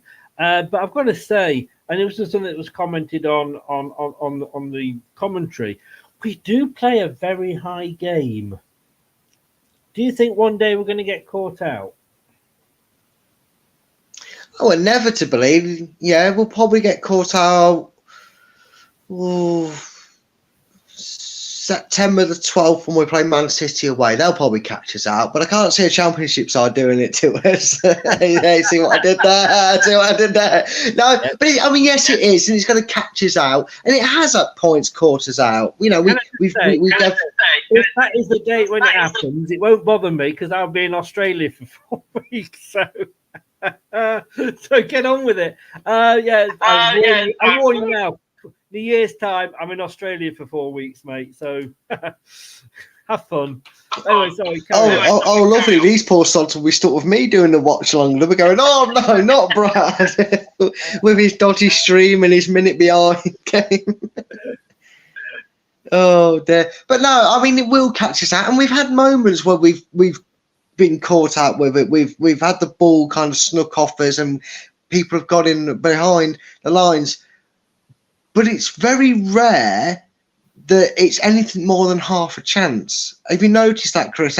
We even when we went 1-0 to Swansea, we didn't panic. And it's similar when we get caught in the possession with, lose the ball if we're pushed high up. We don't panic. We're not in disarray. We're not looking over our shoulders wondering where to go. Do we go to it's like we know. It's like we're thinking, I know what to do. If this happens, that happens, or this happens. If we win it, lose it here, lose it there, whatever. I know I can do this because player A is going to be there, player B is going to be there. They've got my back. My teammates have my back, and I say tongue in cheek, but I honestly don't see it, catching us out too many times this season against the teams we're playing. No. I've just put down in. I've technically already said this, but it was a very physical game, wasn't it? It was good to see that we went toe-to-toe to them, because we played some very nice football, but it was always said, wasn't it, about Leicester under Rodgers, that we were very lightweight. We didn't have that sort of, enforcer in midfield. Okay, we got Chowdhury when he's on, but Winks doesn't give anything away, does he? No, he doesn't. Like I said earlier when we were talking about player of the match and that, Mr. Consistent this season, a solid 7 out of 10, all season. And Dewsbury Hall's got a bit better at it this season. I noticed a few tackles went in and he didn't flail his arms up like certain players did for us last season. I'm not to mention names, a bit theatrical. He kept going, he kept fighting, he kept nibbling away at the ball with his foot when he was throwing a foot in trying to get a toe poke. Because he knew if I got it away, someone's going to sprint and react to it. And, knowing that makes you want to fight for that ball instead of trying to roll around and win a free kick. So it's just, like I said, we've said this before, Chris. If you'd have told me this at the start of, in May, Leicester were going to be this hungry, aggressive team that are going to fight and not give up on any ball, I'd have told you need to get in a loony bin. But to see it is brilliant. I'm going to let you answer Boris's reply there, because I thought he had a good game again, Hermansen. No, he did have a good game, but that's the second game in a row now. One of his clearances, he hasn't got his boot underneath it, and it's gone straight to an opposition fan. And so far, both times have been over, or I think I'm in a bit of a fuzz here, but I don't know if the Sunderland chance either went over or it got blocked. But I do get what Boris is saying. This is rare, Chris. You think me and you getting on the same wavelength is rare? Me and Boris are on the same page. I get what Boris is saying. I do think he has a moment in him where you think, oh, God, he's Christ. And yeah, in the Premiership, they probably both go in them chances. Let's be honest with you. I think you playing the right opposition in the Premier League, we might not be so lucky with them chances. But what he does to compensate the odd flaw here or there is absolutely phenomenal. He's made some world-class saves this season, and he's, I tongue-in-cheek said, didn't I, on Saturday, that if we had an injury crisis of centre-backs, we could stick Iverson in goal, and I'd be comfortable seeing him play centre-back, because his ability to not worry or seem to care that someone's breathing down his neck trying to take the ball off him, and he just strokes the ball out with such competent ease. He is. I saw a comment earlier. I don't know who it was put it up. We're talking about Enzo was steadily starting to make himself in a list of managers of high caliber. I think you mentioned O'Neill and Milne and managers like that. If we're going to get ahead of ourselves on Enzo, I would say Casey Keller, Kasper Schmeichel, Tim Flowers. Hermadsen's given me that sort of vibes. He has the potential to be he's already starting to show the same sort of ability that them goalkeepers had, and look what we think of them as goalkeepers, as whether you're young or old, and there's probably more I could have mentioned as goalkeepers there. He's already given me the idea that he could be going into that sort of territory when we talk about his time at Leicester, assuming he continues this sort of career the way he started. Yes, he's got a mistake in him. Like Enzo said, Vestergaard's all players have got a mistake in them, but it's what they do the rest of the time. And we've got a team now where if somebody's making a mistake, whether if Ricardo made a bad mistake against Swansea, Hermansen bailed him out, and the other way around, and that's what being part of a team, isn't it? Yeah, it is. It's something we seem to miss a lot of last season. It seems like they fight for the same cause. They like you said, someone makes a mistake. They don't just stand there and they don't just throw their arms in the air and go, I've got to try and bail you out now. They don't blame each other. They go, it's all right, I've got it. You get behind me and recover. Well, you get up, get behind me. I'll slow them down so we can get in shape. Don't worry about it, boss. I've got you back. And it's something that we cannot speak highly enough. And that credit, whether this was his 13th game in charge or his 300th game in charge of Leicester, that credit goes to the manager to make sure that unrelenting work rate, not just individually but for each other, never drops. And that's why we haven't conceded a goal in the last 30 minutes of any game so far this season, Chris. Yeah. That argue with that.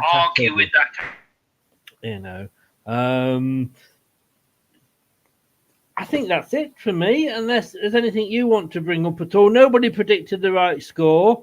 I'm glad to say that my score was, I went for the draw. And I think I went for the draw in the prediction as well. So no hurry, but if you can do that before Friday, I'll do the new table, mate. Yeah. All I'm going to say is, Chris, not to sound like a Spursy moment here, but I'm coming for you. I'm coming for you. If only we were doing it off Leicester results this season, I might be winning that bloody Leicester League. It's funny how you don't do that anymore. Won't let me be in that when I'm getting Leicester results right. But did you go for 1-0? I think I went 3. I think I went 3, but I don't know if you'd have given me a point for being correct with Leicester winning. I don't know how you did that one. Oh, well, yeah, you would anyone else, just not me. I get it, mate. I see it. Well, got to be honest with you. I mean, last night on the preview, I went for 2-2, which is I think what I went in the prediction show. Craig went for 2-2, and Patrick, the Sunderland fan, he went 1-1. So. Yeah. Don't listen to me for the other games, but listen to me for Leicester results. I'll get you the hair on the ball. If you want to know about QPR West Brom, go against me. But if it's Leicester City, although it's pretty easy to do this season, I'm pretty sure I'm doing okay this season. Yeah. Can I just, while I've got you here, as the actress said to the Archbishop, I've forgotten now what I was going to say. Oh, yeah. Next week, not this week, we're going to play QPR on Saturday, but next week we're playing Friday night. Right. Okay. Well, on the Thursday, join me 9 o'clock. We'll do the predictions on Thursday night.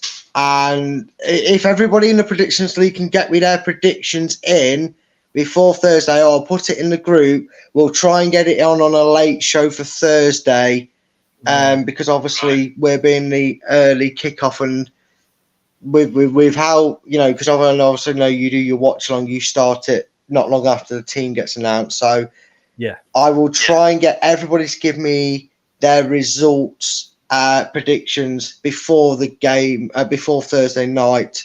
Not as long as they get it to me, I suppose, for Friday. As long as I've got them all before the Leicester game kicks off, it's not the end of the world.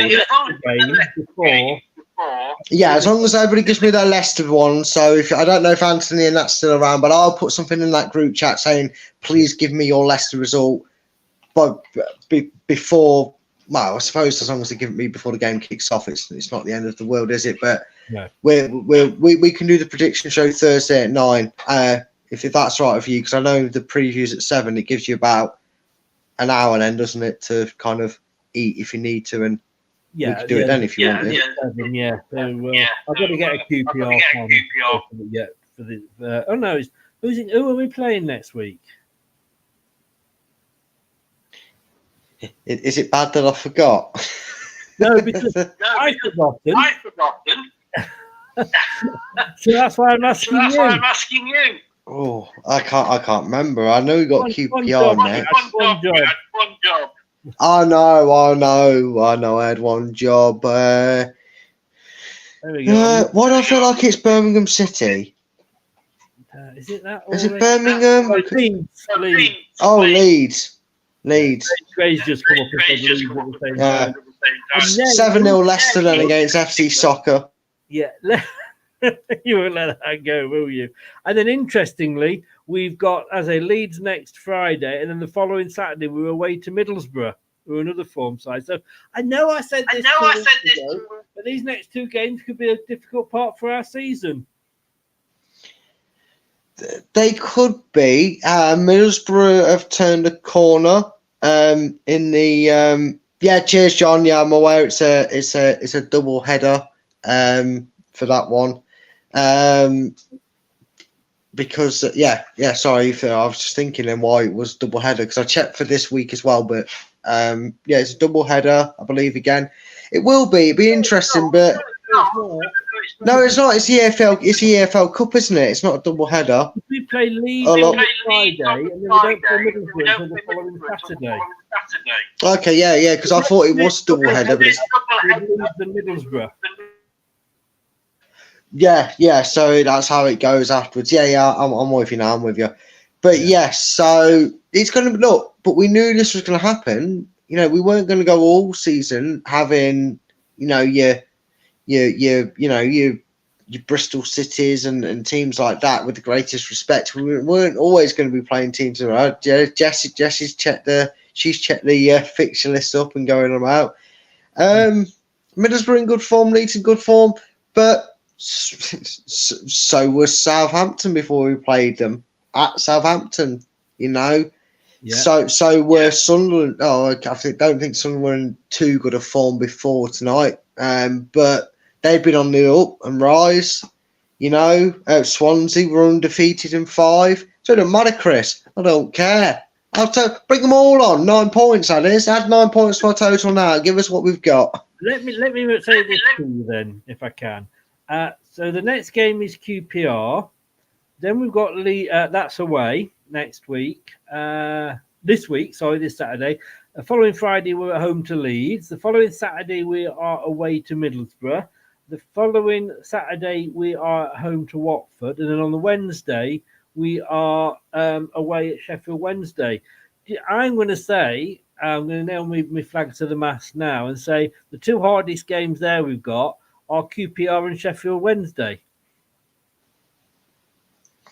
I'll take that if you're going to tell me they're going to be the hardest teams, because they are fighting and struggling at the bottom and they're very up and down. Leicester. Yeah, no, I get that. Yeah, I get what you're saying. No, I look at it that way.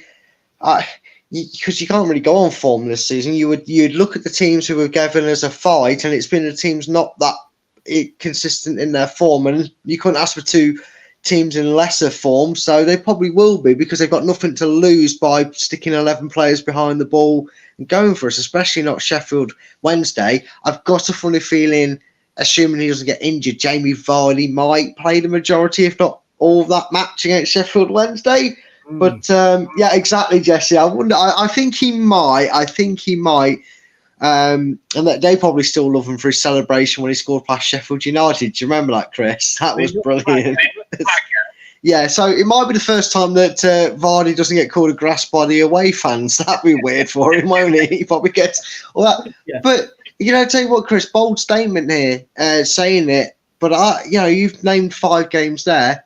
I don't see why we can't get maximum points. I really don't. Because every time we question maybe we're going to drop points or maybe get a draw or lose one, we don't. So, bold statement, but I'm going for maximum points. I just think this is Leicester, and if we're going to fit, it's just typical of Leicester that we've just anybody at the top of the league that we've played, let's name them off. Preston, Cardiff, Southampton, Blackburn, Bristol. They're all in the top half, and we've beaten every single one of them. And then it would just be typical Leicester to go to QPR and Sheffield Wednesday. And, Sheffield Wednesday haven't won in 12 games. Great, they're playing Leicester. We know they will now. But just to go through the final results for tonight, it was Huddersfield 0, Cardiff 4. Cardiff had a nice little away day there. Millwall managerless. Did we talk about that? I can't remember. They've sacked them. I can't remember who it was. Millwall 1, Blackburn 2. Norwich 1, Middlesbrough 2. They're on a bit of a dip. Norwich. Swansea 0, Watford 1. Wow. Leicester 1, Sunderland 0. West Brom 2, QPR 0. So those are the results. Leicester, like we said, you can see the table there. We'll just bring it up for one last time because it just looks so good, doesn't it? I feel good. Do. Yeah, it does. It does. And I know Leeds play tomorrow, but 22 points versus 36. Yeah. I mean, look, I honestly think that it'd take a collapse from inside for Leicester to not go on and win this league the way they've got off to a start. I know this championship, this division, you can be 15th and then a few, then 5 wins in a row and you're in the playoffs. It's a bit different when you're absolutely cruising. I mean, it got brought up again on Sky tonight. We are 14 points ahead of where Burnley were at this point. Really? Yeah. We got 14 more points. So that tells you just how really impressive we are. Leeds have to win their game on Wednesday, but I mean, 14 points is the difference between us and third, and we're 14 points better off. So Leeds would have been top of the league last season with Burnley, I think, if they'd have got to top by that point. I don't know. Maybe Burnley weren't top at this point of the season. I don't know. But yeah, that's the difference, Chris. And that's the one that really counts, isn't it? Obviously, we want to win the division. I don't see why we don't. But to have that lead already over third it's daunting for anyone who's trying to chase us. Interestingly, Ipswich were away at Bristol. So do us a favour there if you would do that. Yeah, come on, Anthony. I've always liked you, Anthony. I've always said Bristol a good side. And Leeds have got a wet Wednesday at Stoke City. Well, what do they say about Stoke on a Wednesday night in the rain? I mean, it's not for everybody. It's not for everybody. I'm just saying. It's not for everybody. Oh, brilliant. Okay, look, thanks so very, very much, Brad. I'll see you Friday at 9. If you can do me one last favour before you go, apart from sending me a £5, if you can just make a comment in the, just say hi or something in the chat. So I just want to check something, if you can. And then what, the private chat or the chat? The chat. The chat. All right. Let's wait for it to come up. Boris saying no Championship side want to play Vardy and Nacho. Can I just say, that's right? How dare you say what you said about my Vestergaard video? I said nothing. I was purely saying what joyous occasion it was, the celebration. I said nothing rude or untoward at all. You can't prove it. Don't screenshot it. Don't put it on screen. What I wanted to check is: have you still got modding facilities? I believe so, because I have the 3 dotted things, so I could star, comment, put them in timeout, ban or delete user. But I don't know if it's so I don't know if it's maybe just the way StreamYard is. But sorry, I didn't mean to put that comment up there. It was just, but you see how it's posted me as you there. I don't know if that's just how StreamYard does it, because I'm obviously signed in as LTID TV 2, not 1. But that's right. Just at some point, if I'm still on when you come out, just come. Maybe if you come out, then comment as LTIDT2. I just want to check that you're still a mod. That was all. Yeah, I believe I am, because when I came in on the chat, when I messaged in the chat saying I haven't seen the first half, that's why I didn't come on at half time. I know you sorry people didn't get to see me. I broke the hearts of probably 50 or 60 fans viewing that I wasn't on at half time, but I could still do my mod rights things there. I believe so anyway. I've been able to before. Yeah, in that case, Right, well, I will see you 9 o'clock on Friday. If you want to message Steve, see if he's ready to come back. And then for the watch along against QPR at the weekend. Honestly. When's it going to end, Brad? Well, I told you, about 12th of September when we play Man City away in the Premier League. That's when it'll end for us. But yeah, I look forward to seeing everybody Saturday. I've got nothing planned tomorrow, so it's time to write everything up, tally up the points, and I'll get them across to you, so you can do the league table, and then I will see everybody's lovely faces. I won't see your faces unless you've got them in your display pictures, but you'll see our mugs on Friday, Chris. And told you, he's still not predicting, I guess. No, we don't talk about Told just getting special privileges until I get second bottom, and then you get removed. Then he'll get removed for not being in but participating. Oh, hang on. Sunderland fan just come in. So let's give her a moment. You will walk this, though. Thought we were good tonight. Stonewall Pen, never mind. No way we deserve to lose. Veronica, I mean, I've got to be honest with you. We had a bit of a red-tinted fan in earlier from Sunderland. I've said, you've given us, and fair play to Sunderland, you've given us the toughest game that we've had all season. So that's credit to you. You've come and you've actually made us work.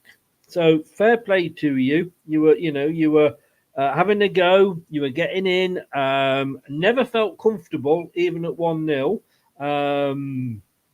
But it was a stonewall penalty. I won't argue with that. I did say that if that was in the Premier League, VAR would have given that.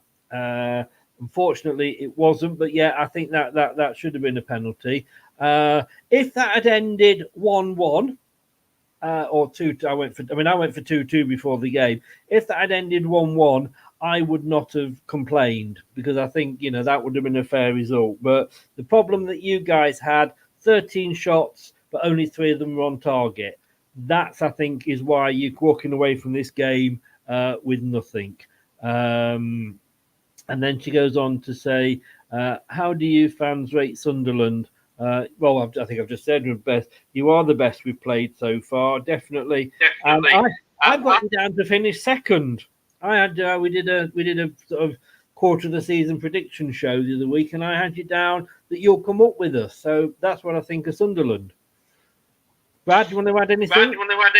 Yeah, I just want to not only echo them words, but refer Veronica back to what I said earlier in the show when the first Sunderland fan came in.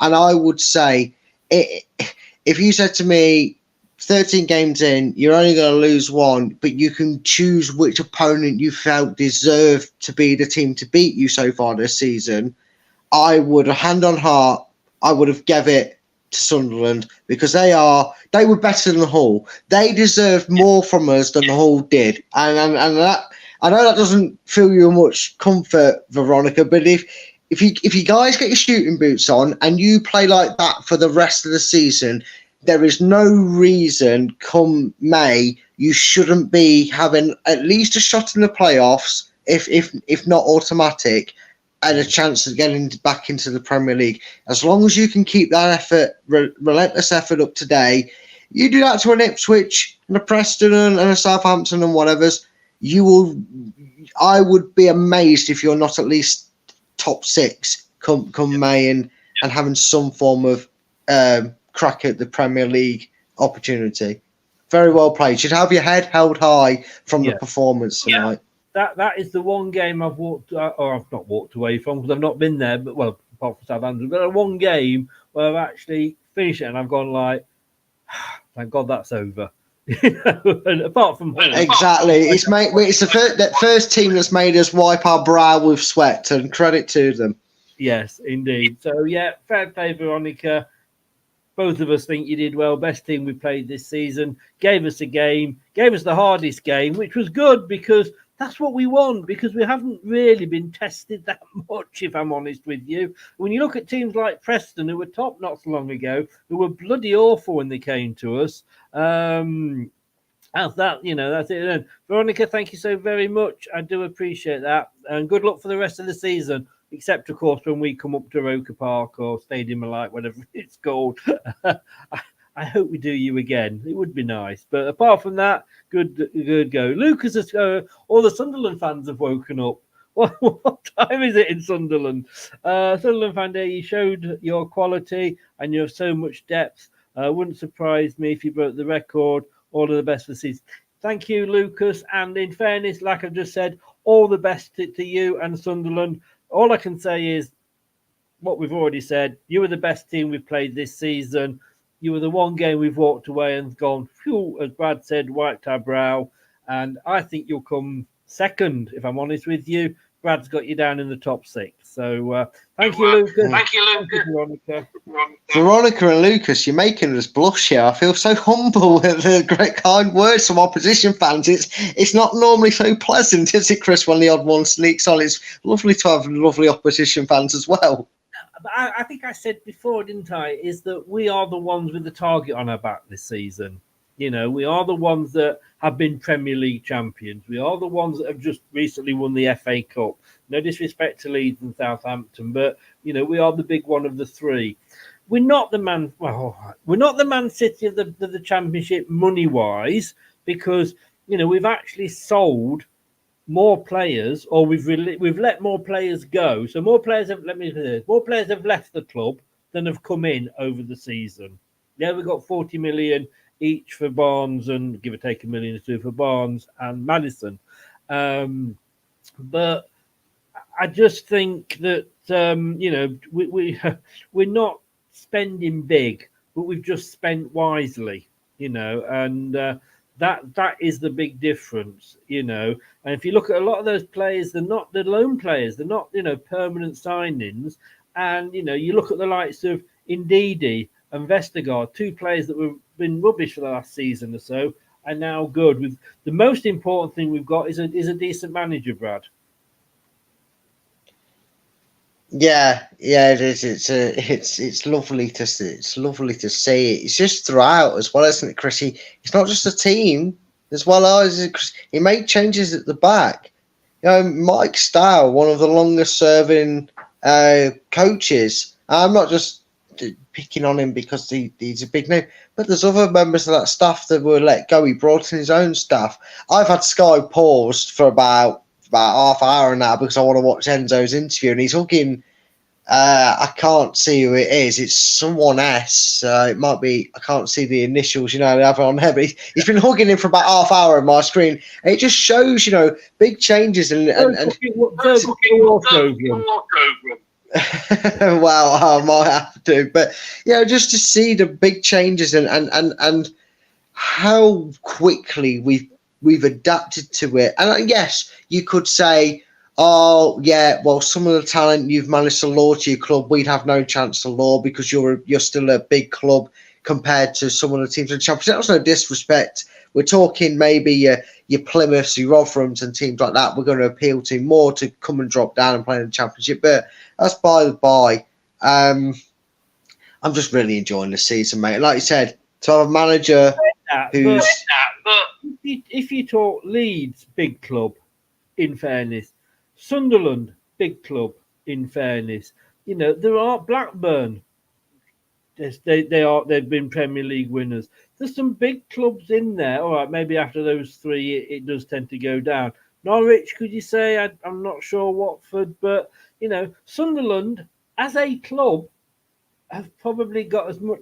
Well, probably not got quite the pulling power that Leicester have got at the moment because of where we've been in the last 9 seasons. But the history-wise, they're still big clubs, aren't they? Yeah, definitely. And if you look at the division as a whole, Chris, I think we said this at the start of the season. For those that thought we were going to walk it, I know right now it's looking like that. And I even if you asked me to argue against us walking it so far, I can't find one. But someone might know the exact percentages. I'm sure some mathematician out there can work out the exact percentages. But at least 80% of the division, whether it's been for a season or 10 seasons, have played in the Premier League. So you've got teams in there that know what it's about, and their fans and the club have seen their team at the highest level. So, this wasn't, despite how it's going and looking so far, this isn't an easy division to get out of. Because you just know some teams there and you think, God, yeah, they were in the Premiership in the 90s for 7 or 8 seasons. Yeah. God, how have they not got back up? And this is why. Of ex-Premier League teams has ever been in the Championship. Wow, that doesn't surprise me, And we actually got a few more coming up for the promotion, didn't we? Because Sheffield Wednesday and Ipswich, respectively, have both been in the Premiership as well. So, for everyone they've lost, they've gained a couple more. So, yeah. I'm really not surprised by them numbers. Six-time champions. I thought it might have been 7. We hold the record for the number of second-tier titles. I think we hold the record equal with Man City, but of course it also means we've been relegated more often than any other team. So you have to balance that out. Just quickly done the maths there, Brad. 36 points from 13 games. If we keep this point, this run up, I'm playing like we're doing 127 points at the end of the season. Yeah, I will say don't see that being our total thing, but I can't see how it's not going to be. Well, 127 points. You're never going to see that record broken, are you? If we manage to do that, I mean, you'd almost be cursing the whole game if we didn't lose a game now from now to the end of the season, wouldn't you? If we won every game, 127 points. Yeah. Wow. I mean, the record's 104, isn't it? I would bet to have. 6, I think it is. Is it? Well, either way, I would still say even if we do drop a few points from now until the end of the season, I can still see us taking that record quite comfortably, if I'm being perfectly honest. It would be nice to get that. I mean, Burnley went up last season with 101, which doesn't even beat us when we went up, because last time we went up it was 102 points. So they didn't manage to do that. But yeah, I just don't know where this season is going to end. I started off saying that I thought this was going to be tough, and if we finished just outside the playoffs this year, I would have accepted that on the fact that we would have made us stronger to have a good challenge the following season. Look, everything's been blown out, of the water totally. And I say to all the fans, and I don't know if Veronica's still in, I think Lucas still is, that forgive us. The fact that, when you come onto that Leicester channels, the fact that we are smiling, the fact that we are happy, it's not the fact that we are, take care, Gray, take care. It's not the fact that we are being horrible to everybody else or condescending at all. It's just that we were so fucking awful last season. You should have come on and seen the shows last season. We were literally slitting our wrists at the end of last show. Don't do that at home, children. But we were, weren't we? We've got more points now than we had all season last season. We've got more wins than we had all season last season. So basically, that is why, we are so happy. Yeah, and I said this a few seasons ago, Chris, and you've echoed the words as well. You have to enjoy these moments in football because they don't last, and they certainly didn't last last season. Last season they came to an abrupt end, and it was miserable watching. Asking us for man of the match this season compared to last season was a lot different in a very contrasting ways, wasn't it? Because, you asked us man of the match, night, Jess. Don't don't. She'll be fearing them now. You don't think about bed bugs now. No, but last season, when you were asking me, Brad, who's your pick for your man of the match, I was telling you the crowd, or do I have to because I didn't want to pick one. Now I'm like, oh God, that's a tough one because there's 6 or 7 you could pick from, and you could see an argument for all of them. So we've got to enjoy it, and we have a right to enjoy it. I have only just noticed we are back to 2 goalkeepers on the subs bench. I didn't even notice that myself. No. Well, I noticed Ward was in the bench. I didn't know that Iverson or Stolarczyk was the other one. Stolarczyk was the thing, but Ward, I suppose because he's got his number 1, that's why he's come up first on the BBC, and they list the team. I saw him next to Vardy when Vardy was coming on. But just as the last thing, we are going to go now because there we go. And that Fatawu was a shout. He tore us a new one. Yeah, he does that. Not just you. Don't think it's just you. He does that to everybody, Lucas. I'm just going to see if I can actually find out who. Because they usually give results, don't they? Like man of the match and who have you voted for and what have you. But I can't find it on there, so I'm sure Boris has given Vardy 10. But no, I can't find it, Brad. Can't find it. But look, anyway, thanks very much to everybody that's been in the chat. Really have appreciated it. Thanks to everybody if you're on the podcast. We always enjoy, thank you for lending us your ears. You can have them back now. Next time, please do clean them out. I'm going to play this for Brad just to make him happy.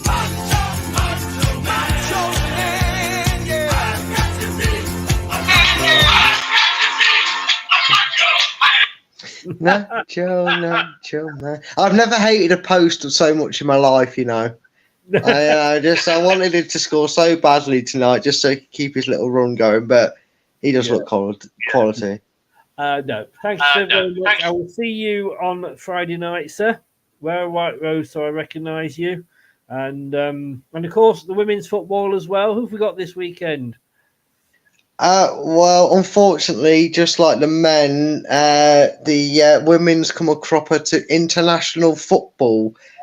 So it's the international football, which, however, if you are interested in women's football in general, and you're thinking, oh, I'd love to go see an international game, they are at the King Power.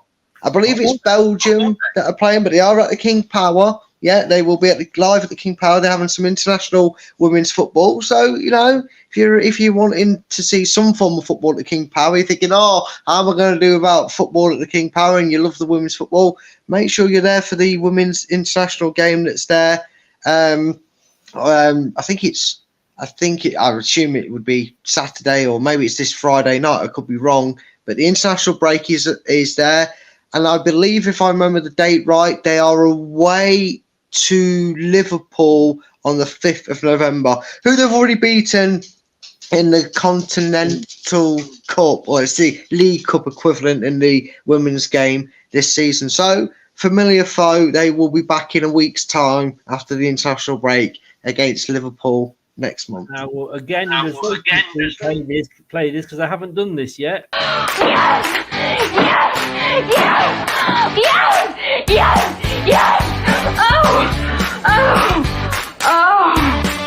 Oh, God. Oh, I'll have what she's having. Can't resist it. Boris ends up just as only Boris could end up with a timeout when we're about to leave. But mate, don't be sexist about the women's football. You do it every time. You're disgusting, mate. Please drop it. Next time it will be a ban. That's 2 times out. I've given you 2 timeouts for being sexist about women's football. Third one, you get banned. Okay, Boris, control yourself. Don't be a dirty old man. Brad, thank you so much, mate. All I can say is thanks to everybody for watching and taking part. And Brad, guess what? I'm going to say it's good night from me. I forgot my line. And it's good night from him. Yay! Good night. Good night. Good night. Thanks for watching. These videos are tremendous. You better like them too, or I'll be back. This podcast is proud to be part of the TalkSport Fan Network. TalkSport. Powered by fans. That will conclude this evening's entertainment.